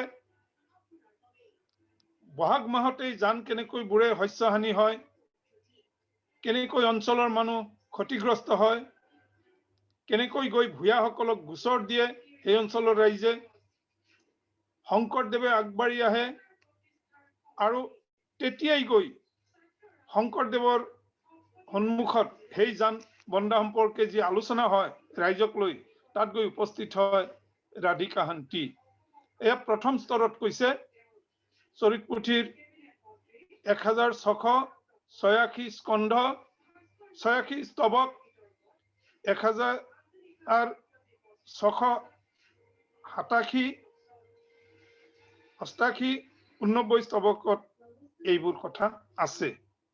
আৰু সামৰণি মাৰিছে এনেদৰে, ইখব কথাক আবে থৈলো এহি মানে, আছিল শংকৰে যান বান্ধিবাৰ থানে, মাটি দিয়া যেবে যান বান্ধিলেক ধাৰ, তেতিকলে উঠিলন্ত দেৱতা শংকৰ। আগতে পলৰ কথা আছে, এই পলৰ কথা মই আহিম অন্য চৰিত পুথিত, কিন্তু ইয়াত আপোনালোকে লক্ষ্য কৰিব ৰামচৰণ ঠাকুৰৰ চৰিত পুথিত আছে যে মাটি দিয়া যেবে যান বান্ধিলেক ধাৰ, তেতিক্ষণে উঠিলন্ত দেৱতা শংকৰ। জয় জয় বুলি লোক আশীৰ্বাদ দিল, শংকৰদেৱক বহুলোকে প্ৰশংসিল। বাৰ ভূঞা বোলে ধন্য ধন্য ডেকাগিৰি, জয় জয় হবদ কৰয় লোকে বেৰি। অৰ্থাৎ পলৰে পানী অনাৰ যিটো কাহিনী, সেইটোক অতিক্ৰম কৰি মাটিৰে যান ভেটাৰ কাহিনীও ইয়াত লুকাই আছে ৰামচৰণ ঠাকুৰৰ চৰিত পুথি। এইটো কথা কিন্তু বেছিভাগ লেখকে উল্লেখ নকৰে, সেইকাৰণে পলতে ৰৈ যায়। গতিকে ৰাধিকাই দেখিছিল যে পলৰে পানী অনাটো এটা অলৌকিকতা, তেওঁৰ মনত এই অলৌকিকতা আহিব পাৰে। তেওঁ বা পলৰে কেনেকৈ পলৰ মুখত হাত দি কেনেকৈ পানী ৰাখিব লাগে, কাৰণ আপোনালোকে জানে যে পলবোৰৰ আচলতে যি ডিঙি, সেই ডিঙিত ৰছী বা বেতেৰে বান্ধে। তাত অন্ততঃ 1 লিটাৰ পানী এনেয়ে আবদ্ধ হৈ থাকিব, কাৰণ মজবুতকৈ বান্ধিলে পানী সৰকি আহিব নোৱাৰে। হাতেৰে তলত যদি ধৰে পানী সৰকি আহিব নোৱাৰে। ই এটা কৌশল, এটা বাস্তৱতা। আৰু কোনোবাই যদি ভাবে সমগ্ৰ পলত পানী আনিছিলে, সেইটো এটা অলৌকিকতা। কিন্তু এই অলৌকিকতাৰ লগত লৌকিকতা যিটো বাস্তৱতা সেইটো হল মাটি দি পিছৰ পিনে জান বান্ধিছিলে গতিকে এই মাটি দিয়া কামটো কিন্তু ৰাধিকাই কৰিছিলে ৰাধিকাই নিজে কৰিছিলে উপস্থিত ৰাইজেও কৰিছিলে এয়া পূৰ্ণানন্দয়ো কৰিছিলে গুৰুচৰিতৰ চক্ৰপাণী বৈৰাগীৰ গুৰুচৰিত কথাত উল্লেখ কৰা হৈছে শংকৰৰ পাখে নিয়া বাছা সাজি দিলা ৰাধিকাৰ হবংশকে তহিতে আনিলা ভাৰ্যা স্বামী দুয়ো কৃষ্ণ চৰিত্ৰ খুনে প্ৰৱৰ্তে স্বধৰ্মে দুয়ো পৰম নিপুণে যতেক পণ্ডিত বিপ্ৰ সমস্তে আচন্ত ৰাধিকায়ে সবাহাংকে তুহিকে নীলন্ত অৰ্থাৎ ৰাধিকাৰ সেই মহৎ গুণৰ কাৰণে তেওঁৰ সেই সাহসৰ কাৰণে তেওঁ হৰিভক্তিৰ কাৰণে শংকৰদেৱে তেওঁৰ ঘৰৰ ওচৰত ঘৰ সাজি দিছিলে গতিকে শংকৰদেৱৰ কিমান প্ৰিয় আছিলে পূৰ্ণানন্দ আৰু ৰাধিকা সেই দিনত নাৰী মুক্তিৰ নাৰীক সন্মান দিয়াৰ যিটো নিদৰ্শন শংকৰদেৱৰ আগত অসমৰ কি আধ্যাত্মিক জগত কি সামাজিক ৰাজনৈতিক জগত খুব কম পোৱা যায় আহোম ৰাজত্বত নাৰীক কিছু দায়িত্ব প্ৰদান কৰা হৈছিলে তাৰ বাহিৰে অন্য বিশেষকৈ আধ্যাত্মিক জগতত নাৰীক বৰ এটা সন্মান দিয়া দেখা নাযায় চুতীয়াসকলৰ সতী সাধনীৰ কাহিনী আছে তেওঁ কেনেকৈ ৰাজ্য পৰিচালনা কৰিছিলে অৱশেষত আত্মহত্যা কৰিব লগা হ'ল গতিকে এনেকৈ আমাৰ নাৰীৰ অনেক কাহিনী আছে নাৰীক মৰ্যাদা দিয়া নাৰীয়ে দেশ শাসন কৰা সমাজ পৰিচালনা কৰা কিন্তু আধ্যাত্মিক জগতত শংকৰী ঐতিহ্যৰ মাজত ৰাধিকাই হ'ল প্ৰথম গৰাকী নাৰী যে সমাজ পৰিচালনাৰ পৰা আৰম্ভ কৰি জান ভেটালৈকে এই কামবোৰ কৰিছিলে এতিয়া মই আহিব খুজিছো যে দ্বাৰিকানাথ দ্বিজৰ হন্তাবলীত কি কথা আছে তাত আছে অল্পকালে শান্তি আই স্বৰ্গে চলি গইলা তেওঁৰ স্বামী ভক্তি বলে মহন্ত হইলা অৰ্থাৎ কৈবৰ্ত সমাজক মহন্তৰ স্থান দিছিলে আপোনালোকে জানেই যে শংকৰী ঐতিহ্যত মহন্তসকল হল অতি উচ্চ জ্ঞান সম্পন্ন বৈষ্ণৱ জ্ঞান সম্পন্ন সকলকে মহন্ত উপাধি দিয়া হয় মহৎ অন্তৰৰ অধিকাৰী জ্ঞানৰ অধিকাৰী আৰু সেই কাম সেই উপাধি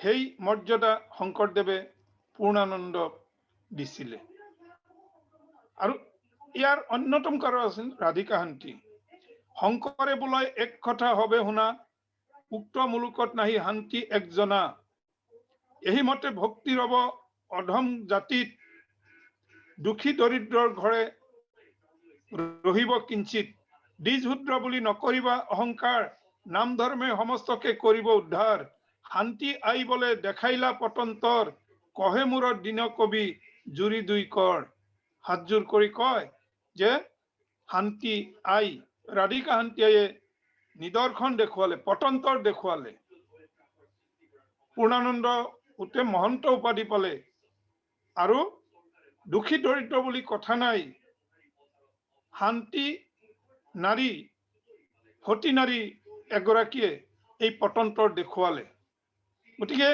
এই যে চৰিত পুথিৰ কথা মই বৰ চৰিতৰ কোৱাই নাই বৰ চৰিতত এই গোটেই কথাখিনি এই ৰামচৰণ ঠাকুৰৰ চৰিত পুথি আৰু কথাগুৰি চৰিতৰ আধাৰত বৰ্ণনা কৰা হৈছে দীননাথ বেজবৰুৱাই বৰ্ণনা কৰিছে সেইকাৰণে মই তালৈ যোৱা নাই দুখন চৰিতৰ মই দেখুৱালো যে পানীৰ পৰা আৰম্ভ কৰি মাটি অনালৈকে মহন্ত উপাধিৰ পৰা আৰম্ভ কৰি একেবাৰে সমাজ পৰিচালনালৈকে পূৰ্ণানন্দ আৰু ৰাধিকা শংকৰদেৱে কেনেকৈ সেই মৰ্যাদা প্ৰদান কৰিছে এতিয়া মই আহিব খুজিছো অসমত ৰাধিকা শান্তি চৰ্চা কেনেকৈ হৈছে চৰ্চা আমাৰ ডক্টৰ অনিল শইকীয়াদেৱে এটা গীত ইয়াত পৰিবেশন কৰিলে ৰাধিকা শান্তি সম্পৰ্কে এই গীতটি মোৰ গ্ৰন্থটো আছে গীতটি ভৱপ্ৰসাদ চলিহাদেৱে সম্পাদনা কৰা কিতাপত আছে ৰাধিকা শান্তিৰ গীত বৈকুণ্ঠৰ পৰিহৰি তুমি শ্ৰীহৰি উদ্ধাৰিলা সতী নাৰী শংকৰৰ ৰূপ ধৰি এটা কাহিনী ক্ষুদ্ৰভাৱে হলেও ইয়াত 4 আঙুল পানী এই গোটেই কথাখিনি পানীৰ লগত জড়িত ইয়াত মাটিৰ কথা নাই কিন্তু আন চৰিত পুথিৰ মাটিৰ কথা আছে এইটো মই উল্লেখ কৰিছোৱে আৰু ৰাধিকা শান্তি বুলি প্ৰচলিত ৰাধিকা শান্তি নিজে প্ৰচলন কৰা কিছুমান গীতো মোৰ কিতাপত মই সন্নিষ্ঠ কৰিছো এই গীত ককুল পাঠকৰ সতী ৰাধিকা নামৰ এখন ক্ষুদ্ৰ গ্ৰন্থটো আছে 1951 চনত তেওঁ ৰচনা কৰিছিল এই গ্ৰন্থখন তাতো আছে এই গীতসমূহ আৰু অসমীয়া সাহিত্যত যদি আমি পৰ্যালোচনা কৰো মই বিভিন্ন আলোচনী একেবাৰে বিজুলীৰ পৰা আৰম্ভ কৰি জয়ন্তী ৰামধেনুলৈকে মই এইবোৰ অধ্যয়ন কৰি দেখিছো যে ৰাধিকা শান্তি সম্পৰ্কীয় চৰ্চা চৰিত পুথিত 4খন চৰিত পুথিত যি চৰ্চা হৈছে তাৰ পিছত আধুনিক সাহিত্যত এই চৰ্চা খুব কমে হৈছে গকুল পাঠকৰ পৰা আৰম্ভ কৰি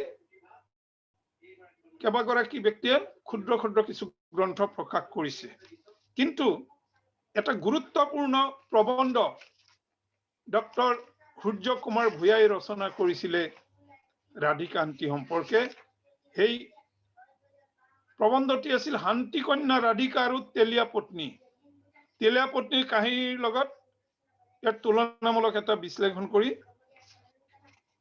সূৰ্য কুমাৰ ভূঞাই এই লেখাটো প্ৰস্তুত কৰিছিল এই লেখাটো ওলাইছিলে বুৰঞ্জীৰ মানি নামৰ কিতাপত 1951 চনত লেখাটোত ভূঞাই শান্তিৰ হলনি শান্তি শব্দ দীৰ্ঘইকাৰ ব্যৱহাৰ কৰিছিল মই মোৰ কিতাপত হস্যইকাৰ ব্যৱহাৰ কৰিছো কিছুমান বিশেষ কাৰণত কিন্তু পিছত দেখিলো নাই দীৰ্ঘইকাৰ হ'ব লাগে মই পৰৱৰ্তী সংস্কৰণত দীৰ্ঘইকাৰ ব্যৱহাৰ কৰিম বহুতে বেছিভাগেই হস্যইকাৰ ব্যৱহাৰ কৰিছে যে নহওক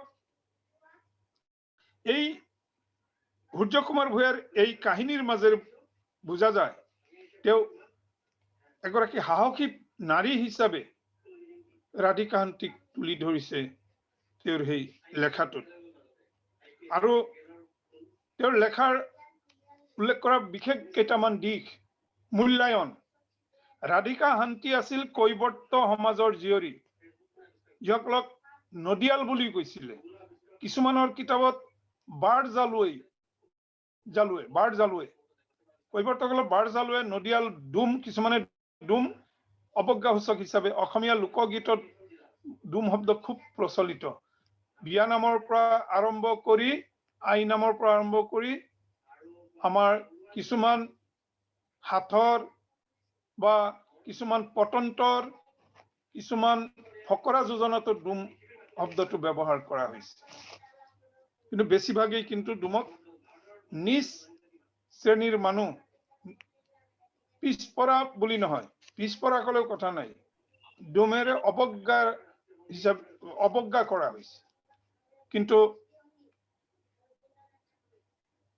ৰাধিকা শান্তি কৈবৰ্ত সমাজৰ হলেও তেওঁক আমি অৱজ্ঞা কৰা উচিত নহয় আৰু ডুম শব্দ কৈবৰ্তসকলৰ ক্ষেত্ৰত ব্যৱহাৰ কৰাও উচিত নহয় যিহেতু তেওঁলোকে সেই শব্দটোক গ্ৰহণ নকৰে যে নহওক ৰাধিকাৰ পিতৃ মাতৃৰ নাম ধ্বজা আতৈ আৰু যুগমায়া ৰাধিকাক সুমথিৰা বা জয়ন্তী বুলি মাতিছিল পূৰ্ণানন্দ নামৰ এগৰাকী লোকৰ সৈতে ৰাধিকাৰ বিয়া হৈছিল ৰাধিকাৰ জন্ম হৈছিল বৰদোৱাত 1456 খ্ৰীষ্টাব্দৰ ভাদ মাহৰ পূৰ্ণিমা তিথিত ৰাধিকাই নিজ বুদ্ধি আৰু প্ৰচেষ্টাৰ বলত বৰদোৱাৰ ওচৰত টেম্বুৱানী যান ভেটিছিল যাৰ বাবে সেই যানখন শান্তিযান নামে পৰিচিত ৰাধিকাই শংকৰদেৱৰ ধৰ্মমত প্ৰচাৰৰ অৰ্থে কিছুমান ভক্তিমূলক গীত ৰচি গাইছিল ৰাধিকা পুৰুষৰ দৰে যিকোনো কামত কৰ্মঠ আছিল নাও চলোৱাৰ পৰা কৃষি কৰ্মলৈকে তেওঁ সকলো কাম জানিছিল 50 বছৰ বয়সত ৰাধিকাৰ প্ৰয়াণ ঘটিছিল ডক্টৰ সূৰ্য কুমাৰ ভূঞাৰ পৰা আমি আনকি চৰিত পুথিসমূহৰ পৰা এই কেইটা দিশত আমি ইংগিত পাওঁ ৰাধিকা সম্পৰ্কে আৰু তেওঁৰ লেখাত ৰাধিকাৰ এক বংশ তালিকাও তুলি ধৰা হৈছে ৰাধিকাৰ পৰা ৰামচন্দ্ৰ লহকৰ হাথিয়া পেউতা বলু দগায়া এনেকে বিভিন্ন ধৰণৰ হৰবা গেৰাজালুৱে থুকি ভলুকা হুৰকা এনেকুৱা বংশ পৰিচয় আৰু এই বংশ পৰিচয়ৰ কথা গোকুল পাঠকৰ কিতাপতো পোৱা যায়। এতিয়া মই আহিব খুজিছো যে অসমীয়া সাহিত্যত ডক্টৰ সূৰ্য কুমাৰ ভূঞাৰ পিছত বৰ এটা বিশেষ আলোচনা হোৱা দেখা নাযায় ৰাধিকা শান্তি সম্পৰ্কে।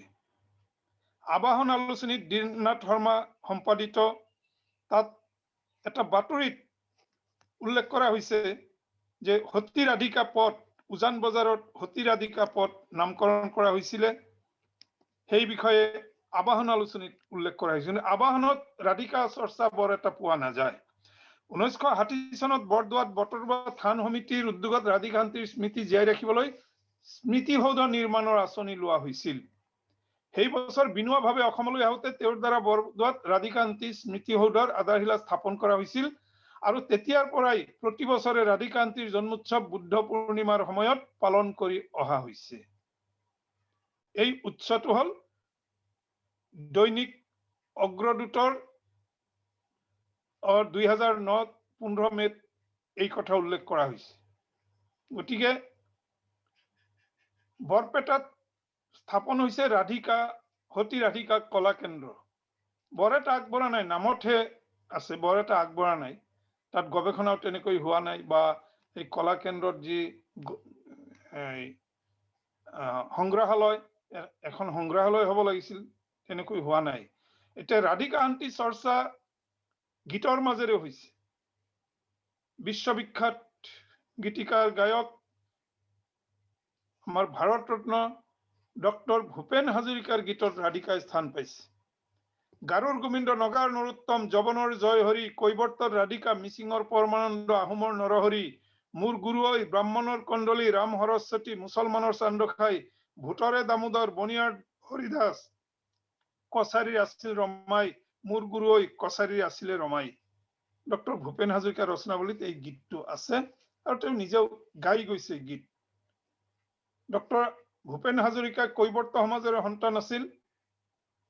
অসমত যি নাই তেওঁৰ গীতত নাই, তেওঁৰ গীতত যি নাই সেয়া অসমত নাই। কি নাই তেওঁৰ গীতত? তেওঁৰ গীত অসমৰ এক ইতিহাস। অসমৰ বিগত 2000 বছৰৰ ইতিহাস ডক্টৰ ভূপেন হাজৰিকাৰ গীতত সোমাই আছে। ডক্টৰ ভূপেন হাজৰিকা সম্পৰ্কে এখন গ্ৰন্থ মই ৰচনা কৰি আছো আৰু 3টা অধ্যায় বাকী আছে। অহাবাৰ জ্যোতি প্ৰকাশনে প্ৰকাশ কৰিব। কৈবৰ্ত সমাজৰ সন্তান ইলাৰাম দাস সম্পৰ্কেও মই কিছু চিন্তা চৰ্চা কৰিছো। ইলাৰাম দাস সম্পৰ্কেও কিতাপ আৰু কৈবৰ্ত সমাজ সম্পৰ্কে কিছু লেখা মিলাই মই সেই কিতাপো অহাবাৰ মোৰ প্ৰকাশ পাব। আৰু এইবোৰ কৰিবলৈ যাওঁতে মই ভূপেন হাজৰিকাৰ এই গীতটোৰ মাজত ৰাধিকা শান্তিক বিচাৰি পাইছো। ভূপেন হাজৰিকাৰ পিতৃ নীলকান্ত হাজৰিকা, তেওঁ 1949 চনত ৰচনা কৰিছিল ৰাধিকাক কেন্দ্ৰ কৰি এটি গীত। সেই গীতটি ভূপেন হাজৰিকাই গাইছিল। গীতটি হ'ল অসমৰ জীয়ৰী ৰাধিকা সুন্দৰী, অসমৰ বোৱাৰী ৰাধিকা সুন্দৰী, জাকত জিলিকালা ধৰম ৰাখিলা, সতীত্ব প্ৰভাৱ জগতক জনালা, জয় মহাসতী কৈবৰ্ত সাবিত্ৰী। গৌৰৱেৰে কৈবৰ্ত, ৰাধিকাৰ লগত কৈবৰ্ত শব্দটো ব্যৱহাৰ কৰিছে ভূপেন হাজৰিকাৰ পিতৃ নীলকান্ত হাজৰিকাই। শংকৰৰ আশীষ ললে ৰাধিকা শান্তি, বৰদোৱাত উটি গল জাতিৰে ভ্ৰান্তি। মন কৰিব, এই কথা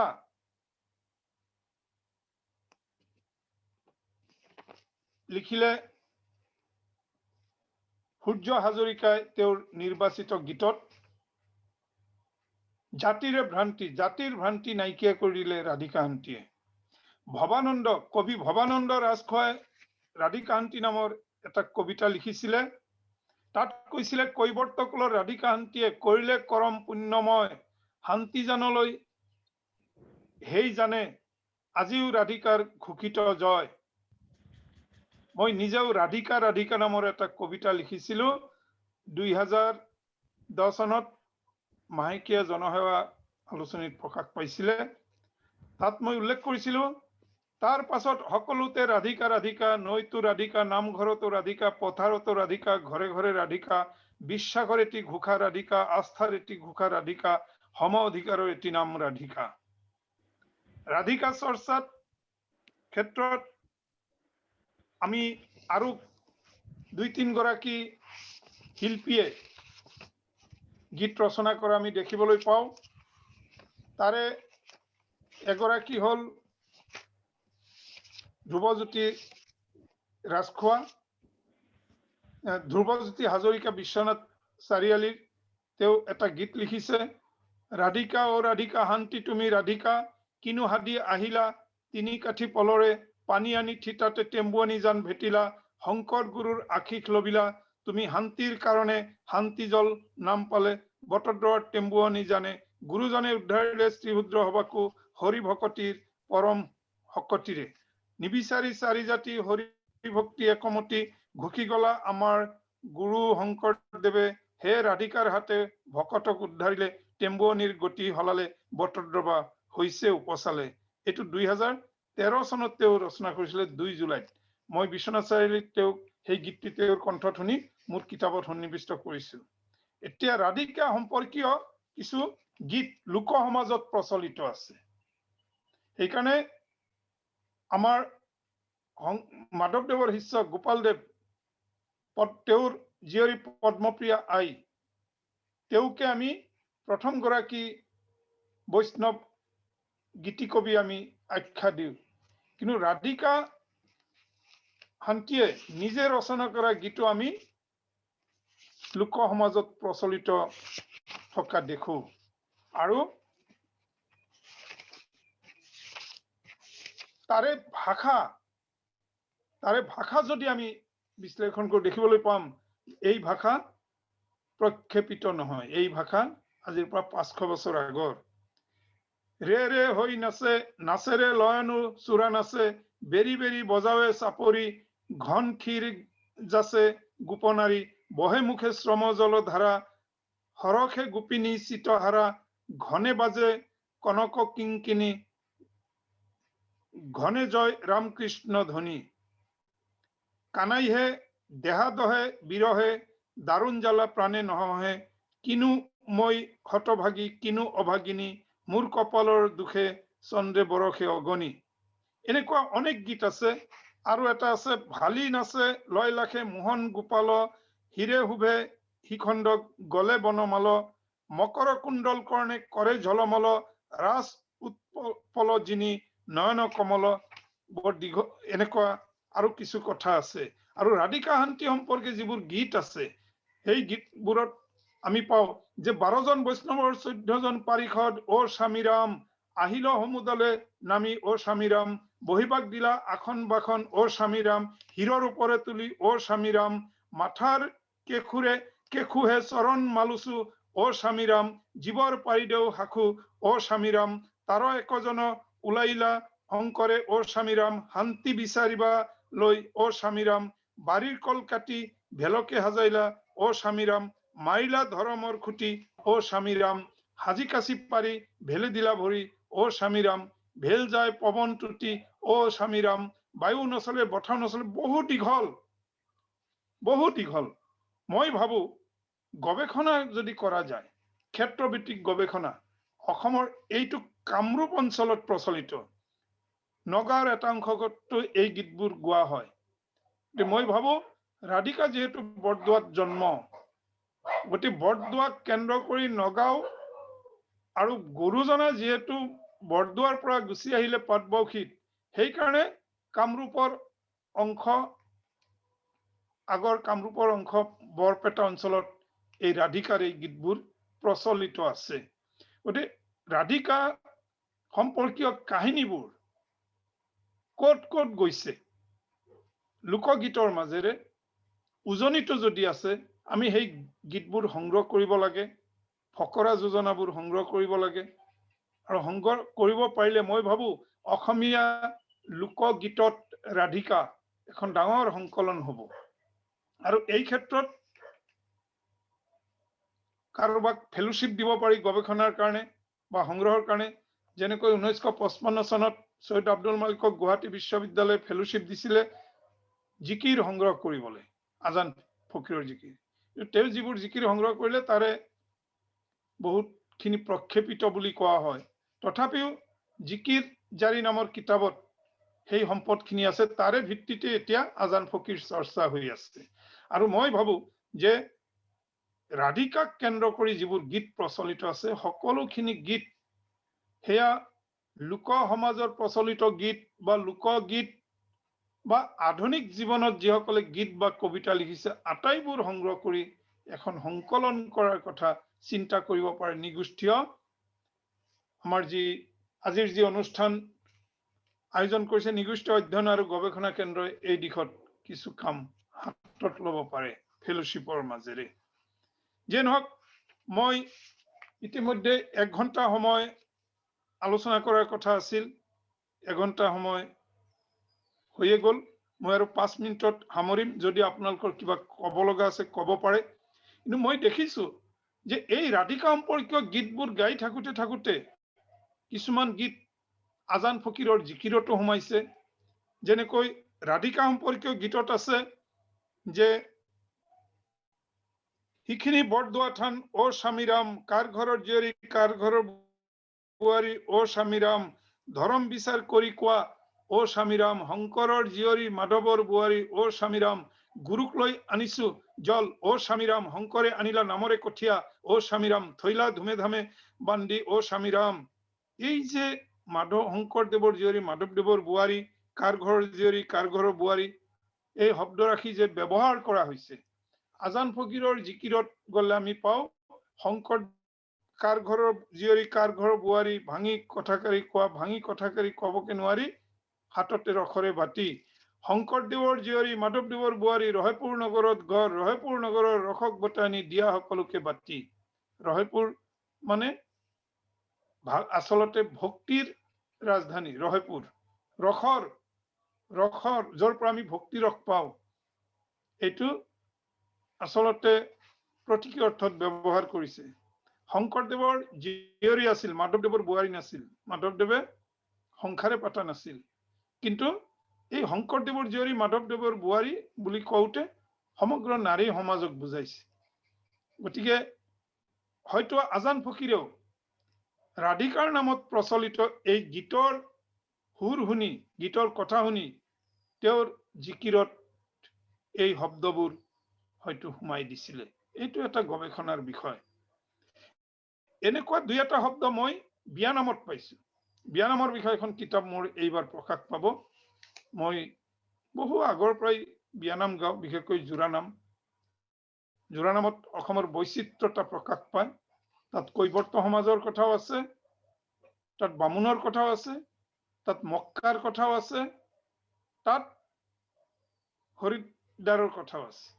গতিকে সেইকাৰণে বিয়ানামত অসমৰ ইতিহাসৰ এটা খণ্ড সোমাই আছে। তাত চুকাফাৰ পৰা আৰম্ভ কৰি শংকৰদেৱলৈকে এইবোৰ কথা সোমাই আছে।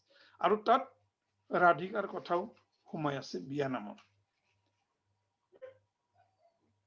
গতিকে মই ভাবো যে ৰাধিকাৰ বিষয়ে ক্ষেত্ৰভিত্তিক অধ্যয়নত আমি গুৰুত্ব দিব লাগিব আৰু প্ৰক্ষেপ কৰা কিছুমান কথা আমি গ্ৰহণ কৰা উচিত নহয়।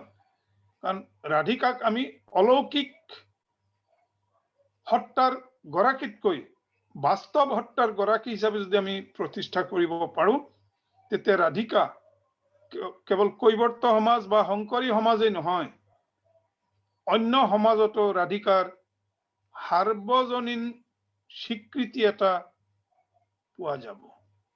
মই শংকৰদেৱ চৰ্চাত সেই দিশটোতে গুৰুত্ব দিছো। শংকৰদেৱক কেৱল শংকৰীসকলৰ মাজত নহয়, শংকৰদেৱ আমাৰ জাতীয় নায়ক এগৰাকী। তেওঁৰ ধৰ্ম কোনোবাই নলব পাৰে, কিন্তু ধৰ্মৰ মহত্ব অনুভৱ কৰিব পাৰে। শংকৰদেৱৰ নাটকত কি কথা আছে সেইটো বেলেগ কথা, কিন্তু নাটকত যিটো ৰূপকল্প, নাটকৰ কাহিনীৰ মাজেৰে তেওঁ যি বাণী দিব খুজিছে, যি যাত্ৰা বিমানৰ বিৰুদ্ধে যিবোৰ কথা কেলিগোপালে হওক বা অন্য নাটকতে হওক, কালীয় দমনতে হওক, যাত্ৰা বিমানৰ বিৰুদ্ধে যিবোৰ কথা আছে, ৰাম বিজয়ত অসুৰ যি পৰশুৰাম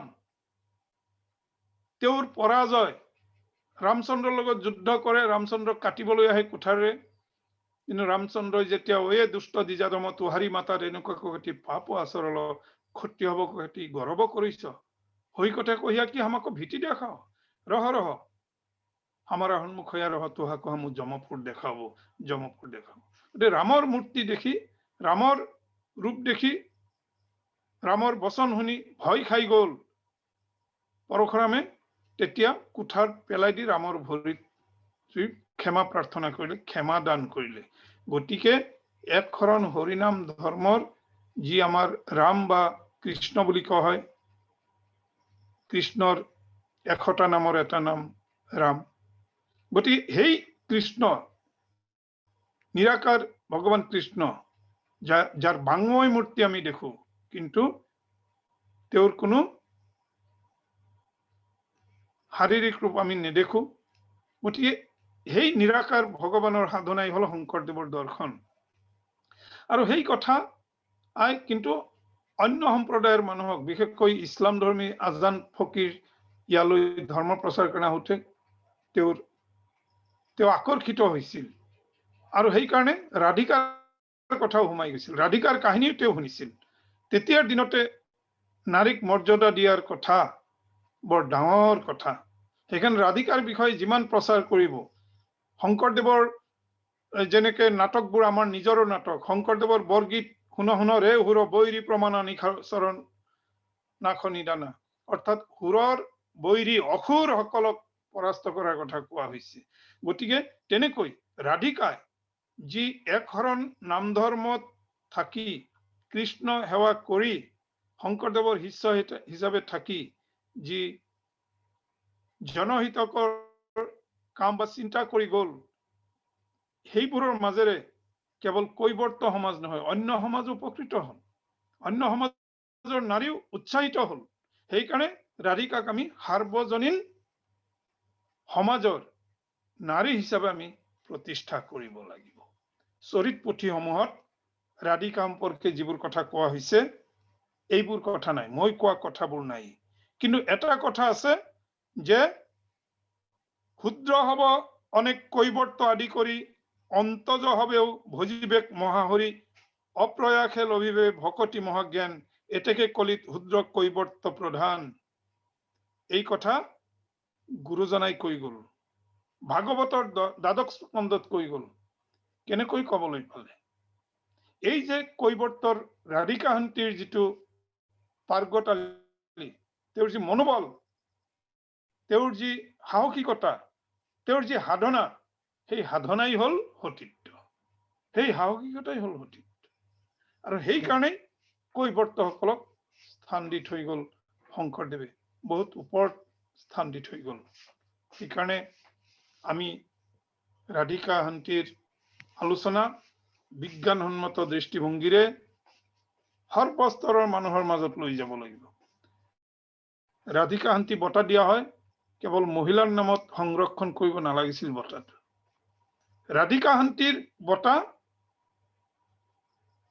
মুকলি ৰাখিব লাগিছিল তেওঁক অকল নাৰী হিচাপে ৰখা হল তেওঁৰ অনেক কৰ্ম চিন্তা সাহসিকতা পুৰুষৰো অনুকৰণীয় গতিকে নাৰীক কেৱল নাৰী কৰি ৰখা এই কাম শংকৰদেৱে বিচৰা নাছিল স্ত্ৰী বাল্য বিৰুদ্ধ সমস্তৰে অধিকাৰ বুলি কৈছিলে শংকৰদেৱে গতিকে ৰাধিকাক আমি সেই দৃষ্টিৰে আমি চাব লাগিব গতিকে মোৰ এই চমু আলোচনাত যিখিনি কথা কলো আপোনালোক কিবা সুধিলে সুধিব পাৰে আজিৰ এই অনুষ্ঠানত মোক নিমন্ত্ৰণ কৰাৰ কাৰণে উদ্যোক্তাসকলক ধন্যবাদ জনাইছো আৰু যিসকলে এই অনুষ্ঠান উপভোগ কৰি আছে তেওঁলোককো আন্তৰিক ধন্যবাদ জনাইছো ডক্টৰ দীপেন দাস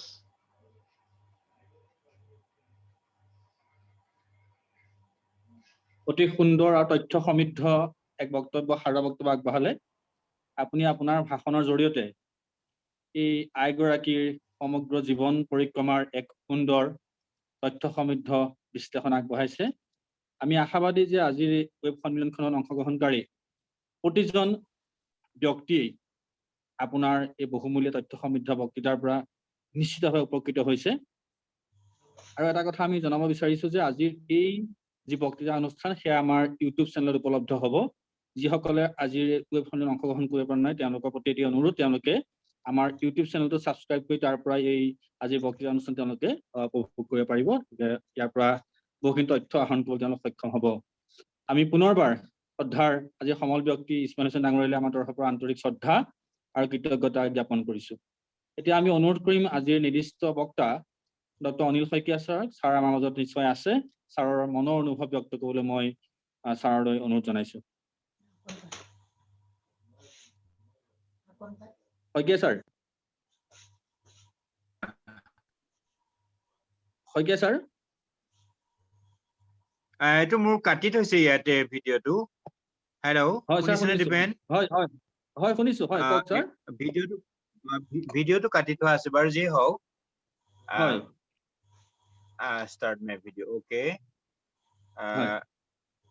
অতি অভিভূত হৈছো ইছমাইল হুছেইন দেৱৰ যিখিনি কথা আৰম্ভণিৰ পৰা জন্মৰ চনৰ পৰা আৰু তেখেত কিমান বছৰ জীয়াই আছিলে আৰু একেবাৰে শেষত কৈছে যে এই বঁটাটো কেৱল নাৰীৰ বাবে সংৰক্ষিত কৰি নৰখালৈকে যিখিনি কথা কৈছে আৰু তেখেতে ৰাধিকাৰ ক্ষেত্ৰত যিমানখিনি তথ্য সংগ্ৰহ কৰিলে সূৰ্য কুমাৰ ভূঞাৰ পৰা আৰম্ভ কৰি গোকুল পাঠকৰ গীতলৈকে আৰু ৰাধিকা সতীয়ে নিজে ৰচনা কৰাৰ গীতৰ পৰা আন গীতলৈকে গুৰু চৰিতসমূহৰ সন্তাৱলীত লিখা দ্বাৰকানাথ যিযোৰ সন্তাৱলী বৰচৰিত আটাইকেইখনত যিখিনি তথ্য আছে এই তথ্যৰ ভিত্তিত তেখেতে দুটা কথা কৈছে যে পানী অনা কথাটোতো চবেই কৈছে অলৌকিকতা প্ৰদান কৰিবলৈ, কিন্তু মাটি অনাৰ কথাটো যে আছে উল্লেখ, এই কথাখিনিও অতি সন্ধালনিকে সুন্দৰকে তেখেতে ব্যাখ্যা কৰিছে। ভূপেন হাজৰিকাই কোনটো গীত তেখেতৰ পিতৃ নলকান্ত হাজৰিকাই ৰচনা কৰা গীতৰ পৰা আৰু সতিকী ৰাধিকাৰ গীত শুনি বা গীতৰ ভাষা শুনি কেনেকৈ আজান পীৰৰ জিকিৰতো কেনেকৈ তাৰ প্ৰশ্ৰয়াৰ পৰিছে। শংকৰদেৱৰ জীয়াৰী মাধৱদেৱৰ বোৱাৰী আৰু মাধৱদেৱৰ যে বোৱাৰী থাকিব নোৱাৰে, বিয়াই পতা নাছিলে, এই কথাও তেখেতে সাধাৰণীকৰণ কৰি কৈছে যে গোটেই অসমীয়া জাতি গোটেইখিনিকে জীয়ৰী বোৱাৰী শংকৰদেৱৰ মাধৱদেৱৰ এই কথাখিনি কৈছে। আমি অভিভূত হৈছো আৰু এনেকুৱা লাগিছে যে আজি এই আলোচনা সত্ৰত থাকি ইছমাইল হুছেইনৰ সান্নিধ্য লাভ কৰি তেখেতে শ্ৰী মুখেৰে যিখিনি কথা ব্যাখ্যা কৰিলে সেইখিনিৰ পৰা এনেকুৱা লাগিছে যেন মই 10খন পুথি ইতিমধ্যে পাঠ কৰিলো। ইছমাইল হুছেইনক আমাৰ পৰম বন্ধু কৃতজ্ঞতা বা ধন্যবাদ জনাবলৈ মোৰ ভাষা নাই। আমি ইতিমধ্যে চাট বক্সত দেখি আছো যে বহুতে তেখেতক ধন্যবাদ জনাইছে, বহুতো নজনা কথা শিকা হল বুলি কৈছে। মই এইখিনি কথাৰে আৰু পুনৰ নৃগোষ্ঠী অধ্যয়ন আৰু গৱেষণা কেন্দ্ৰৰ সকলো সদস্যক আৰু সমন্বয়ক ডক্টৰ দীপন দাসক এনেকুৱা এখন সুন্দৰ আলোচনা চক্ৰ অনুষ্ঠিত কৰাৰ বাবে, বিশেষকে এই যে সতী ৰাধিকাৰ বিষয়টো বাছি লোৱা হৈছে, মই পুনৰবাৰ সকলোকে ধন্যবাদ জ্ঞাপন কৰিছো, কৃতজ্ঞতা জনাইছো। আৰু এইখন সভাত আমাক উপস্থিত থাকিবৰ কাৰণে এটা সুযোগ পোৱাৰ কাৰণেও সকলোলৈকে শ্ৰদ্ধা জনাইছো, ধন্যবাদ জনাইছো। মই ইমানখিনিয়ে কৈছো। আমি শইকীয়া ছাৰলৈ আন্তৰিক কৃতজ্ঞতা জ্ঞাপন কৰিছো, ইমান সময় ছাৰ আমাৰ মাজত থাকি আমাক উৎসাহিত কৰিলে। এতিয়া আমাৰ এই শিতানটো আমি মুকলি কৰিব বিচাৰিছো। Now the session is open for discussion. যদি আমাৰ অংশগ্ৰহণকাৰীসকলৰ কোনো মনত খুৰ ধৰণি আছে, কিবা তেওঁলোকৰ যদি আমাৰ আজি সমল ব্যক্তিয়ে জানিবলগীয়া কিছু কথা আছে, তেওঁলোকে তেওঁলোকৰ প্ৰশ্নসমূহ এতিয়া আগবঢ়াব পাৰিব। তেওঁলোকে পোনপটীয়াকৈ আজি সমল ব্যক্তি আমাৰ ইছমাইল হুছেইন ডাঙৰীয়া আছে, লগতে নিৰ্দিষ্ট বক্তা নিৰ্দিষ্ট অতিথি আমাৰ শইকীয়া ছাৰো আছে। আপোনালোকে যদি কিছু জানিব বিচাৰে তেওঁলোকৰ লগত পোনপটীয়াকৈ যোগাযোগ কৰিব পাৰে। আমি লাইনটো এতিয়া খুলি দিছো। Session is open for discussion. নমস্কাৰ দীপেন দা, মোৰ ইছমাইল হুছেইন ছাৰলৈ এটা প্ৰশ্ন আছিলে। কোৱা হয় ভাৰতৰ সংস্কৃতিৰ প্ৰধান বৈশিষ্ট্যটোৱে হৈছে বৈচিত্ৰ্যৰ মাজত ঐক্য আৰু এই বৈচিত্ৰ্যৰ মাজত ঐক্যৰ বাৰ্তাবাহক হিচাপে আমি যিসকল মানুহৰ নাম আমি ক'ব পাৰোঁ সেই ক্ষেত্ৰত আমি চাগে অসমৰ যিজন মানুহৰ নাম ল'ব পাৰোঁ অন্যতম 10জন মানুহৰ ভিতৰত সেইসকলৰ ভিতৰতে এজন হ'ব চাগে আমাৰ ইছমাইল হুছেইন ছাৰ। তেখেতৰ আজি বক্তৃতাখিনি শুনি খুবেই উপকৃত হ'লো বুলি ভাবিছোঁ। তেখেতে আজি সতীৰ অধিকাৰ সম্পৰ্কত কোৱা দুটা বাক্যই মোক বিশেষভাৱে আকৰ্ষিত কৰিছে। সেইকেইটা হৈছে তেখেতে এটা বাক্যত কৈছে সতীৰ অধিকাৰ হৈছে সংগ্ৰাম, সাহস আৰু সমন্বয়ৰ প্ৰতীক, আৰু আনটো বাক্য হৈছে সতীৰ অধিকাৰী হৈছে প্ৰথমগৰাকী বান বিশেষজ্ঞ। মই ইছমাইল হুছেইন ছাৰৰ পৰা এই দুইটা বাক্যৰ বিষয়ে আৰু অকণমান জানিব বিচাৰিছোঁ। অকণমান যদি কয় আৰু তেতিয়াহ'লে মই উপকৃত হ'ম বুলি ভাবিছোঁ। আৰু লগতে এই দুইটা তেওঁ কোৱা দুইটা বাক্যৰ শিৰোনামেৰে আমাৰ তেখেতে যদি দুটা প্ৰবন্ধ যদি লিখি প্ৰকাশ কৰে আমাৰ সতীৰ অধিকাৰ বিষয়ে বহু কথা উদ্ঘাটন হ'ব বুলি ভাবোঁ আৰু কৈৱৰ্ত সমাজো ইয়াৰ পৰা উপকৃত হ'ব বুলি ভাবোঁ। ধন্যবাদ।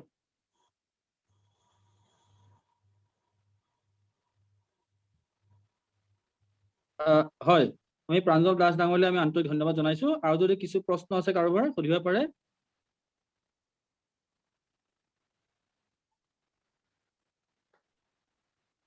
আমাৰ অংশগ্ৰহণকাৰীসকলৰ যদি কিছু তেওঁলোকৰ অভিজ্ঞতাও তেওঁলোকে শ্বেয়াৰ কৰিব বিচাৰে তেওঁলোকে কৰিব পাৰিব।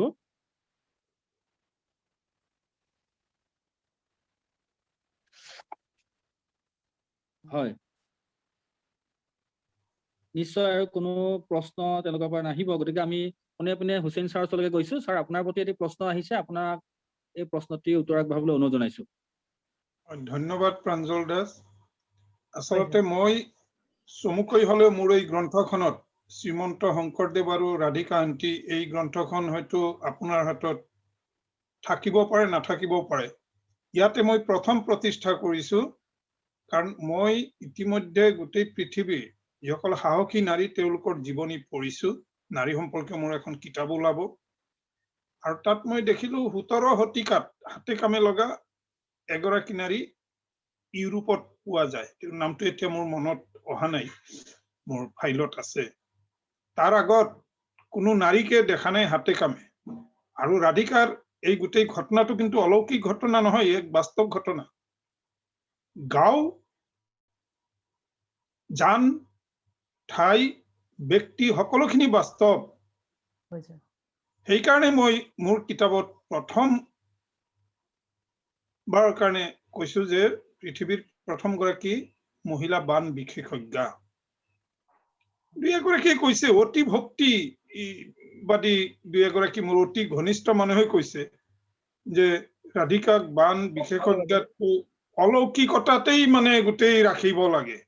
মই কৈছোঁ আপোনালোকে নিজৰ ঘৰতহে ৰাখিব পাৰিব, নামঘৰতহে ৰাখিব পাৰিব ৰাধিকাক। ৰাধিকাক বাহিৰলৈ আপোনালোকে লৈ যাব নোৱাৰে তেনেকুৱা চিন্তা কৰিলে। আপোনালোকে এই ভূমিৰ পৰা ভূমালৈকে যোৱা যিটো মানসিকতা, সেইটো নহয়, ভূমিৰ পৰা বিশ্বলৈ যোৱা মানসিকতা গঢ়ি তুলিব লাগিব। আৰু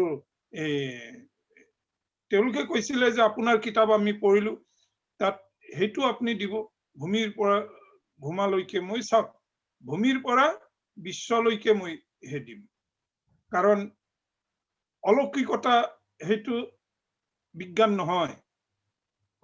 ৰাধিকাৰ কৰ্মখিনি কিন্তু বিজ্ঞান আছিলে।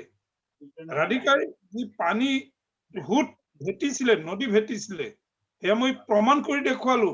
সন্তাৱলী লিখে, চৰিত পুথিত উল্লেখ আছে, অলৰে পানী অনাৰ পৰা আৰম্ভ কৰি একেবাৰে মাটি পৰ্যন্ত দিয়ালৈকে। কিছুমানে কয় নাই, মাটি দিয়া নাই, অকল পানীৰে। নহয়, সেইটো যদি আপোনালোকে কৰে অলৌকিকতাতে ৰৈ যাব। মই প্ৰমাণ সহকাৰে চৰিত পুথি আপোনালোকে মিছা বুলি ক'ব পাৰিব নেকি? 350-400 বছৰ আগৰ চৰিত পুথি। গতিকে বেলেগৰ কিতাপত কিন্তু এই তথ্যখিনি মই বিচাৰি পোৱা নাই এতিয়ালৈকে, মোৰ কিতাপত আছে। গতিকে যদি প্ৰয়োজন হয় এই বিষয়ে যদি আৰু গৱেষণামূলক কিবা দৃষ্টিভংগীৰে কিবা কাম কৰিব লগা হয়, মোৰ অতি ব্যস্ত, আপোনালোকে জানে। মই তাৰে মাজতে কি কৰিব পাৰো, যদি কিবা মই ৰাধিকা আণ্টি সম্পৰ্কে আৰু নতুন চিন্তা, নতুন তথ্য, নতুন গীতমাত বা নতুন কিছু আমাৰ লোক জীৱনত কিছু সমলত যদি ৰাধিকা শান্তি সোমাই আছে মই আপোনালোকক দিয়াৰ কাৰণে চেষ্টা কৰিম। ধন্যবাদ মই স্যাৰ। কৈছো তিনিটা হৰ প্ৰতীক সাহস সংগ্ৰাম আৰু সমন্বয়ৰ প্ৰতীক ৰাধিকা। কাৰণ ৰাধিকাই সেই সময়ত বিভিন্ন বৰ্ণৰ মানুহ তাত আছিলে, সেই বৰ্ণৰ মানুহৰ মাজত তেওঁ সাহসিকতা দেখুৱাইছিলে। তেওঁ হীনমন্যতাত ভুগিব পাৰিলে হয়, সেইকাৰণে তেওঁ সমন্বয়ৰ প্ৰতীক। কাৰণ তেওঁ সকলোৰ লগত মিলি গৈছিলে, সকলোৰে প্ৰথমে গুৰুজনাই কিন্তু ব্ৰাহ্মণ মহিলাসকলক দিছিল দায়িত্ব, পিছত দিলে কায়স্থসকলক, কোচসকলক, বিভিন্ন সম্প্ৰদায়ৰ মানুহক দিলে। আটাইতকৈ নিম্ন শ্ৰেণী বুলি অৱজ্ঞা কৰা হয় কৈৱৰ্তসকলক পিছৰ পিনে ৰাখিলে। গতিকে ৰাধিকাই ক'ব পাৰিলে হয় নাই মই প্ৰথমে জান বান্ধিম, ৰাধিকাই দৃশ্যবোৰ চাই আছিলে। গতিকে ৰাধিকা আচলতে সমমৰ্যাদাৰ প্ৰতীক, সমন্বয়ৰ প্ৰতীক এই দৃষ্টিভংগীৰে। হয় স্যাৰ, গতিকে ধন্যবাদ। হয়, বৰ উপকৃত হলো স্যাৰ আপোনাৰ কথাখিনি স্যাৰ। ধন্যবাদ। ছাৰলৈ আন্তৰিক ধন্যবাদ জনাইছো। আৰু কোনো যদি আমাৰ অংশগ্ৰহণকাৰী কিবা জানিবলগীয়া বা সুধিবলগীয়া আছে তেওঁলোকে সুধিব পাৰে, অন্যথা আমি পৰৱৰ্তী কাৰ্যসূচীলৈ আগবাঢ়িম।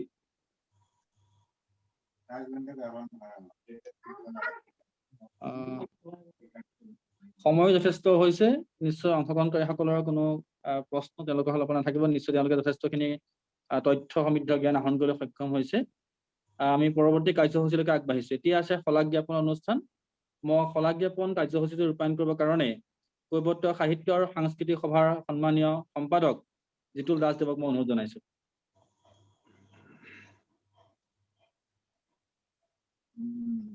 জিতুল দাস ডাঙৰীয়া আছেনে?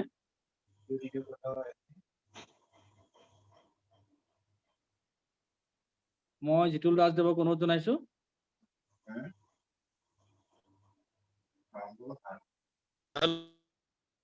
হয়, জিতুল দাস ডাঙৰীয়া মাইক্ৰফোনটো অন কৰি ল'ব, আপোনাৰ অফ হৈ আছে।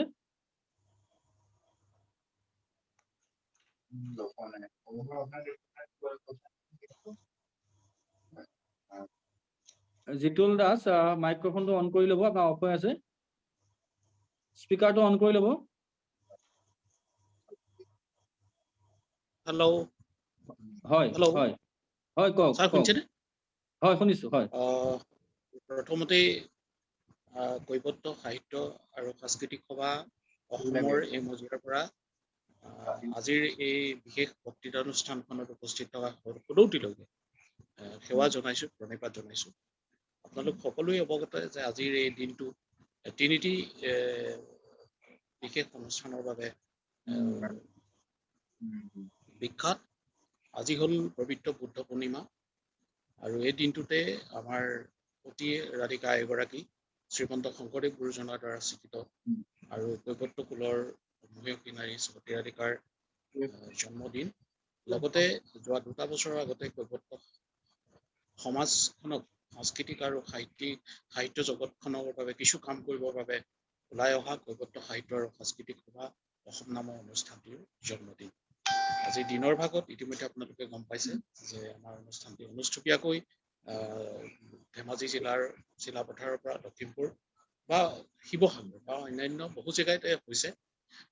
আজি আটাইতকৈ ভাল লাগিছে যে আজি এই তিনিটি বিশেষ দিনতে তিনিজন বিশেষ ব্যক্তিক আমি লগ পালো। প্ৰথমজন হ'ল আজি এই বক্তৃতা অনুষ্ঠানত বিশেষভাৱে থাকি আমাক সাহস আৰু প্ৰেৰণা দিয়া বিখ্যাত আমাৰ শিক্ষাবিদ ডক্টৰ দয়ানন্দ পাঠক ছাৰ। তেখেতক শলাগৰ পৰা আগবঢ়াইছো। তাৰ পাছতে আমি শলাগৰ পৰা আগবঢ়াইছো ডক্টৰ অনিল শইকীয়া ছাৰক, যি বিশিষ্ট ব্যক্তি হিচাপে অংশগ্ৰহণ কৰি আজি অনুষ্ঠানটি আমাক যথেষ্ট মাৰ্গদৰ্শন কৰিলে, আৰু আমি কৃতজ্ঞতা জনাইছো প্ৰায় এঘণ্টা ধৰি সাৱলীলভাৱে বক্তব্য দাঙি ধৰা আমাৰ শংকৰদেৱ গুৰুজনাৰ অকাল দখল থকা আৰু কৃষ্টি সংস্কৃতিৰ সাধক ইছমাইল হুছেইন ছাৰক আন্তৰিক কৃতজ্ঞতা আৰু ধন্যবাদ জ্ঞাপন কৰিছো। লগতে এই আপাহতে আমি যদি আজিৰ অনুষ্ঠানটি যিটি অনুষ্ঠানে ধৰিছে নৃগোষ্ঠীয় অধ্যয়ন আৰু গৱেষণা কেন্দ্ৰৰ যদি নাম নলওঁ তেতিয়াহ'লে আধাৰুৱা হৈ যাব। ডক্টৰ দীপেন দাস দেৱকে প্ৰমুখ কৰি সকলো এই অনুষ্ঠানৰ অন্তৰালত থকা সকলোকে কৃতজ্ঞতা ধন্যবাদ জ্ঞাপন কৰি আদৰণি ভাষণ আগবঢ়োৱা আমাৰ অনুষ্ঠানৰ উপসভাপতি শ্ৰীযুত হেমন্ত কুমাৰ দাসদেৱকে প্ৰমুখ কৰি আজি অনুষ্ঠানত যিসকলে প্ৰায় 1.5 ঘণ্টা ধৰি উপভোগ কৰিলে সদৌতিকে কৈৱৰ্ত সাহিত্য আৰু সাংস্কৃতিক সভাৰ মজিয়াৰ পৰা আন্তৰিক কৃতজ্ঞতা আৰু ধন্যবাদ জ্ঞাপন কৰিছোঁ। ধন্যবাদ।